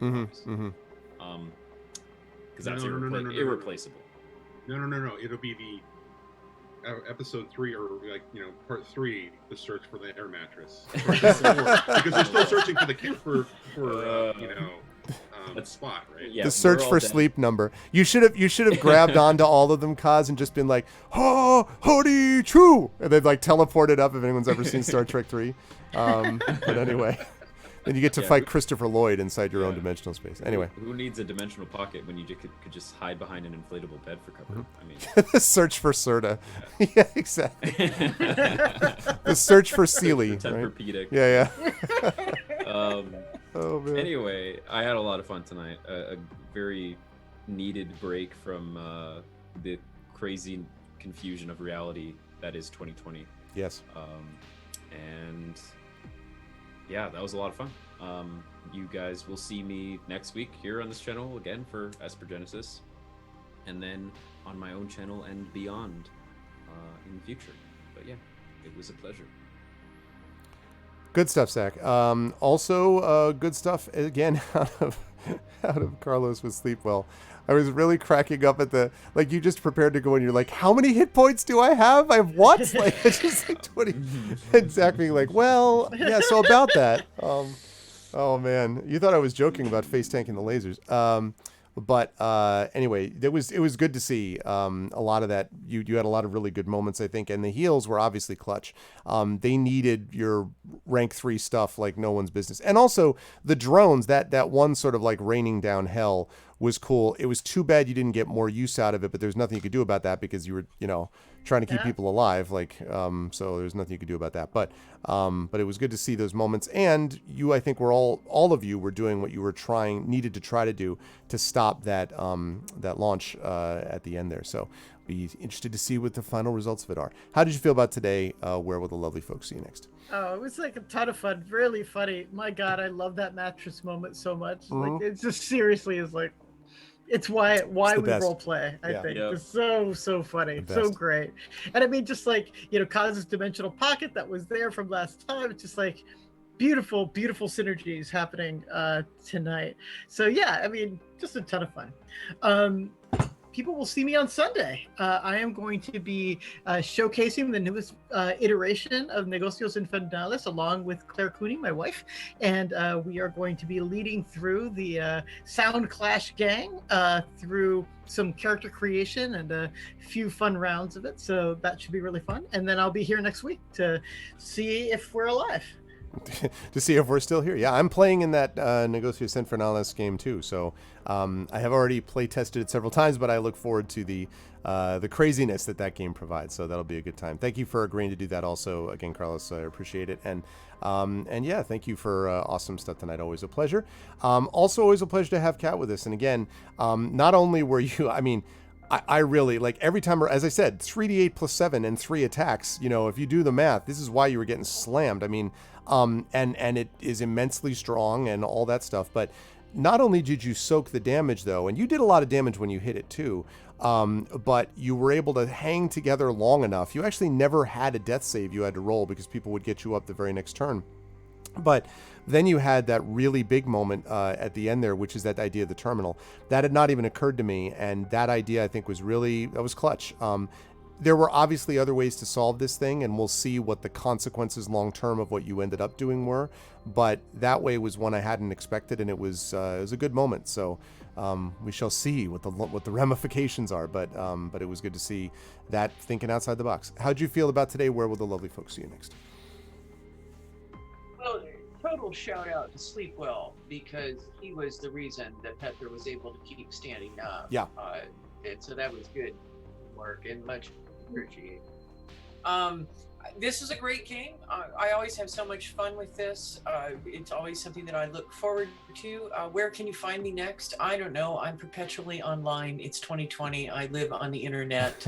Come follow me on Twitter. I'm there. Or come see us play again next week. Yes, we will all be here next week. Thank you, Kat. Again, good stuff today. And last but certainly not least, Johnny, good stuff also from Aramis. First of all, I think what you were trying to get the creature to do would generally have worked. The thing I think that probably kept it from running at you was the presence of a large ashen forge with a big hammer that it kept being like, get out of my face, slam, slam. So, I mean, that was basically why. But those discs actually did some work too. I mean, you got some damage out of those. The lightning whip thing, clearly it was obvious that it was resistant to lightning even before Kaz found that out, with that scan that Kaz did. So you kind of immediately were like, all right, well, let's not do that again. And then you went back to this other idea. So despite your concern that you had run out of things to do because of using points in the previous battle, you did manage to use some stuff that was important. And of course, the mattress, which I think, that's in the top 10 Hall of Fame, need for items on your inventory list, use. So how'd you feel about today? Where will the folks find you next? I was absent one episode. Somebody else had my character sheet. Apparently, it was the conversation, du jour, during that one episode. So I have been looking for the opportunity to use it in some way or advantage at, any given point. And there even was discussion before the session started about that one mattress. I'm glad that it finally gets resolved in some sort of comedic fashion. Yeah. Otherwise, yeah, you're absolutely right. Aramis was able to do it, but I have to say that everybody else, I mean, even as a damage soak, Petra stood her ground, and they, yeah, she sentineled it up. Kaz and Sleepwell and Petra were really the heroes of the day. Aramis just basically, threw insults at it, essentially. So I'm very lucky to be here among that crew. Let's just put it that way. Double crit, man! Double crit discs. True, you did have double crit fire discs. 30 points of damage came. That's right true. From those. Double crit. You were and absolutely an inflatable correct. Mattress. I think that outdoes. Well, but I did not absorb, almost 100 points of damage. Let's be completely clear about that. And I did not heal almost all of that, back in some way, shape, or form. So again, I look to the rest of the crew. You guys did amazing. Thank you. As for me, you will find me here next week. My December is filled with holidays and moving, but January 8th, I believe, is the day that I will be returning to streaming on my own channel. Hey! After much chaos and planning, it seems like the gods are finally beginning to align in that particular direction. So I'll have more details as we go into the next couple of weeks. But until then, everybody have a happy Thanksgiving, and I will see you guys next week. Huzzah!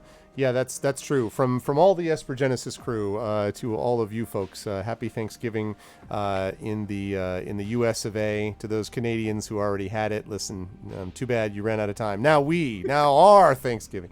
I'll tell you, there are some people who are going to be a little more grateful this Thanksgiving for certain recent events. It's relief giving, so to speak, in any case. But in any way, this was, again, a great session from the players, and good work, everybody. It was a good, solid combat, and I'm very excited to see how things go from here with the Hyperlance hovering outside this building. It's going to be great. Anyway, good stuff today. Chat, can we get some love for the amazing players of Johnny Pippin, Cat Rambo, Carlos Hernandez, and Zach Clay. Players, thank you very much. Good stuff. I will see all of you folks. Carlos, I will see on Sunday, but everybody else, I will see back here next Friday for the next Esper Genesis session. And Thanks, thank you so much, everybody. Greg, for DMing. Always my pleasure. Thank you very much. Thank you. Bye for now. Oh. Thank you, chat. Alrighty. So that is going to do it for us. That was great. Again, I as I said, I had a great time with this. I was really enjoying kind of getting a sense of how the players were going to go through this, and it was interesting to me just sort of watching them figure their way through that combat, because it was a very deadly combat, and potentially if they had played it wrong, this is not something where you can just sort of go in and wail away. Like, if you do the wrong things here, you're going to get smoked. And this thing was nasty. And it was one of those ones where I saw it, and as a DM, there's a part of me that's like, not because I like to kill off players, but because I like challenge combats where you're just kind of like, oh, wow. So thinking outside the box that way. But I also was a little bit like, and some of those numbers, those damage numbers I was rolling, I was like, good God, because there was a lot of damage, like I said, being done. And I didn't even talk about the plasma pistol damage, but yeah, it was... thing is scary, and we'll see more details about what they may or may not learn about it in the future. But in any case, that is going to do it for us for this evening. I do want to remind everybody about two things. First of all, the Curse of Strahd finale, which is also going to be pretty epic, I assume, is going to be happening with the Infinity and Beyond crew now later today. It's 12:20 a.m. in the East, so it'll be going on this evening, much later this evening at 7 p.m. Eastern. And so the epic conclusion will be happening. Yes, 62 points in one attack is a lot of points. Is a lot of points. That's right. So I am excited to see how they manage that. So let me just move something up quickly so I don't forget about it. Right. Okay, good. So yes, so you're going to see more of this crew next Friday, but you will see the Infinity and Beyond crew with Curse of Strahd tomorrow at 7 p.m. Eastern. Then again, for those who missed this doc before, who missed me mentioning it, on Sunday we have the Sound Clash the Clampdown fundraiser, which is going to be really awesome. It's going to start at 10 a.m. It will be wrapping up somewhere around 8 p.m. Eastern, something like that. It will involve 3 separate games, plus conversations before each game. I will be playing in a couple of those games, and we'll be doing the production on the other game. And I am looking forward to seeing whether we can raise some money for Sound Clash the Clampdown to get a little bit of money for music and for an intro video that is worthy of them. And also to get some money for hopefully some audio editing, because we'd love to be able to turn that into an audio podcast like I do with Curse of Strahd, and can't do with that because I don't have the money for it yet. So hopefully this will be something that will allow us to do all of that. So yeah, it really was just like, and it was just literally like slam, slam, slam, slam. Like it was, so I was like, okay, this thing is no joke. But yeah, so that is going to be happening on Sunday. So it's going to be concluding an awesome week of role playing. And then we're going to slow down a bit. We have more Adventures of Middle Earth on Tuesday. We have Viporum Lockdown, GOG.com on Tuesday as well. Actually, Monday first, we have Grumbler's Guide to Sword Coast Legends. Then we have, as I say, Tuesday, Adventures of Middle Earth, Viporum Lockdown. Nothing on Wednesday, nothing on Thursday. Friday night, we have got again Esper Genesis. And then Saturday, I believe, we have the Patreon Fueled Chat Chosen Game of the Month, which is going to be, I believe, Dragon Quest 11 is going to be played on that day. So that's what we've got going on, but that's next week. That'll be the week of Thanksgiving, and we'll talk about that when we get there. First, we have to finish this weekend, which is going to be pretty awesome anyway. So I'm going to rise up on out of here, and I am going to thank everyone for being here, and hope that you all will stick around to do a little thing that we like to call a raid. Just a moment whilst we pull open. Oh, there we go. I was like, where's my Firefox? There it is. So let's see who we are going to raid. I see who we're going to raid. Yes. I know exactly who we're going to raid. This is actually going to be a person that I have not raided before, but they have raided me. So I'm looking forward to actually doing that. It's going to be good times. I want to thank everyone for being here, and I want to remind you about ways to support us here in the channel. If you haven't already done so, please follow the channel. Check out my YouTube with past broadcasts of this and other streams. !ArvTube for that. Discord is !ArvCord, where you can hang out with the Arvanauts in between streams. Twitter is !ArvTweets, where I always post when I'm going live and also talk about other things, writing and teaching and other such things related. And you can find all of that on my website, arvaneleron.com, for this channel. On the financial side, !Arv Shop is my merchandise area, which has Infinity and Beyond stuff, which has Adventures of Middle Earth stuff, and soon is going to have Esper Genesis stuff as well. We have also got over here the Patreon, !Arvtreon, 22 people, 240 per month. That works out to about 195 or 200, something like that, after fees and the like. So any support that people can give there would be much appreciated. Really can get good stuff for yourself and good stuff for the channel. So please continue to help us move onward and upward with that. Same thing with the subs. We had a bunch of people sub and resub and gift sub today, for which I am most grateful. Thank you all so much. If you haven't already done so, please consider doing that. You can get those custom sub badges and emotes and all that good stuff, and you can get that to use here, there, and everywhere across the Twitches and the Twitters. What's up, Dragon? When did they braid you? I see how it is, Dragon. I see what you did there. So yes, that is that's the deal with that. And you can also get inspirations to help the players, as a few of you were able to do today, which obviously came in handy, especially for Petra near the end there. So inspirations will help, and you'll probably need to use some tomorrow, I'm guessing, for the Infinity and Beyond crew also. We'll see how that goes. Last but certainly not least, on the publishing side, Icarus for my Icarus graphic novel from Athos Arts. Very excited about that. More details about that can be found at that link. You can buy it direct from Athos Arts, and it is the retail version. Again, I'm trying to spread the word and let people know. If you've already read it and want to give it a Goodreads review, that would be certainly much appreciated. Library is Tales and Tomes from the Forbidden Library, my 5e adventure and sourcebook from Alligator Alley Entertainment. That is also doing really well over at DriveThruRPG in digital form, but the physical form is on the way. The print form is on the way very soon. I'm very excited about that too, so you can check that out there.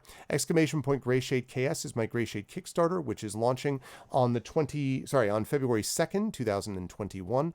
Very excited about that too. Books, games, RPGs, audiobooks, a lot of stuff is coming out as a result of that, and I'm very excited about that coming up. And last but certainly not least, BLM, Black Lives Matter, because we want to continually affirm and assert that they do, and there are places there that you can use resources and things like that to be able to support not only organizations, but also to educate yourself about this as well.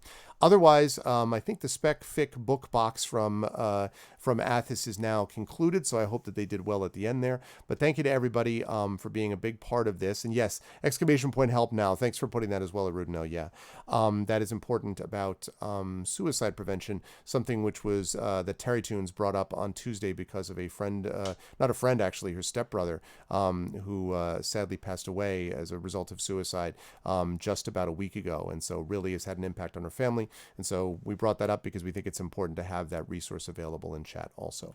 Otherwise, I'm going to rise up on out of here. We are going to do a raid today, and raids are really simple. If you are a sub, if you are not a sub, you're going to do this. The Arvanauts have landed, followed by Twitch raid, lowercase Twitch, uppercase R, lowercase AID. If you are not a sub, if you are a sub, you can do this. The Arvanauts have landed, and then you've got Arvany Hype, Arvany Roar, and of course you've got that Twitch raid again. You can also do Arvany Smug, Arvany Love, Arvany Witch, Arvany Woe. You can do any of those if you want when you are brought over auto-magically to this person who we're going to raid, who we have not raided before, but I'm looking forward to doing so because, as I say, they raided me. So, but that's going to do it for me, and I'm going to see you folks again tomorrow at 7 p.m. Eastern for the conclusion of the Curse of Strahd. I want to thank everyone who was here tonight. Thank you to my wonderful mods, Rudnell, Rock God, Shadow Mage, Triffity Mats, Coven Guy, Dragon Spear. Thank you so much for the wonderful mod work, as always. Thank you to my subs, Rudnell, Rock God, Shadow Mage, Triffity Mats. Thank you to Echo Alpha. Thank you to Nonstop, to his Termit, a Lone Wolf, Mrs. Dunsel. Thank you to Sticker Glue, Video Store Cowboy, to Wenchkin, to Write Teach Play. And thank you to all my Patreon supporters in that group. And thank you as well to all those who gifted subs today. I really, really appreciate that. Good to see you, Wenchkin. Thanks, man. Thank you also as well to my reviewers, X Iceman, Commander Root, Dino, Divinorium, Djo, who I think was actually a bot. Thank you to Arinth, Gorgar, Idliara, Iscariot Paladin. Good to see you again, Iscariot. Jagtris, Lurks, totally not a bot. Tons Toms, U Christensen, VNK, Virgo Praz, and Wombre123411, which, just maybe was a little bit of a bot. Might have been a little bit of a light bot, if you know what I'm saying. So that's the deal with that. And special thanks tonight to Alligator Alley Entertainment for sponsoring this campaign and for this wonderful group. Thank you so much, guys. And thank you as well to my players, to Johnny Pittman, to Cat Rambo, to Carlos Hernandez, and Zach Clay. Great stuff, crew. And I will see all of them on Friday. I will see all of you folks back here Saturday evening at 7 p.m. Eastern for the epic conclusion of D&D with I&B Curse of Strahd. Until then, everyone stick around for the raid. Much love to all. Everyone be good to each other. And have a good night.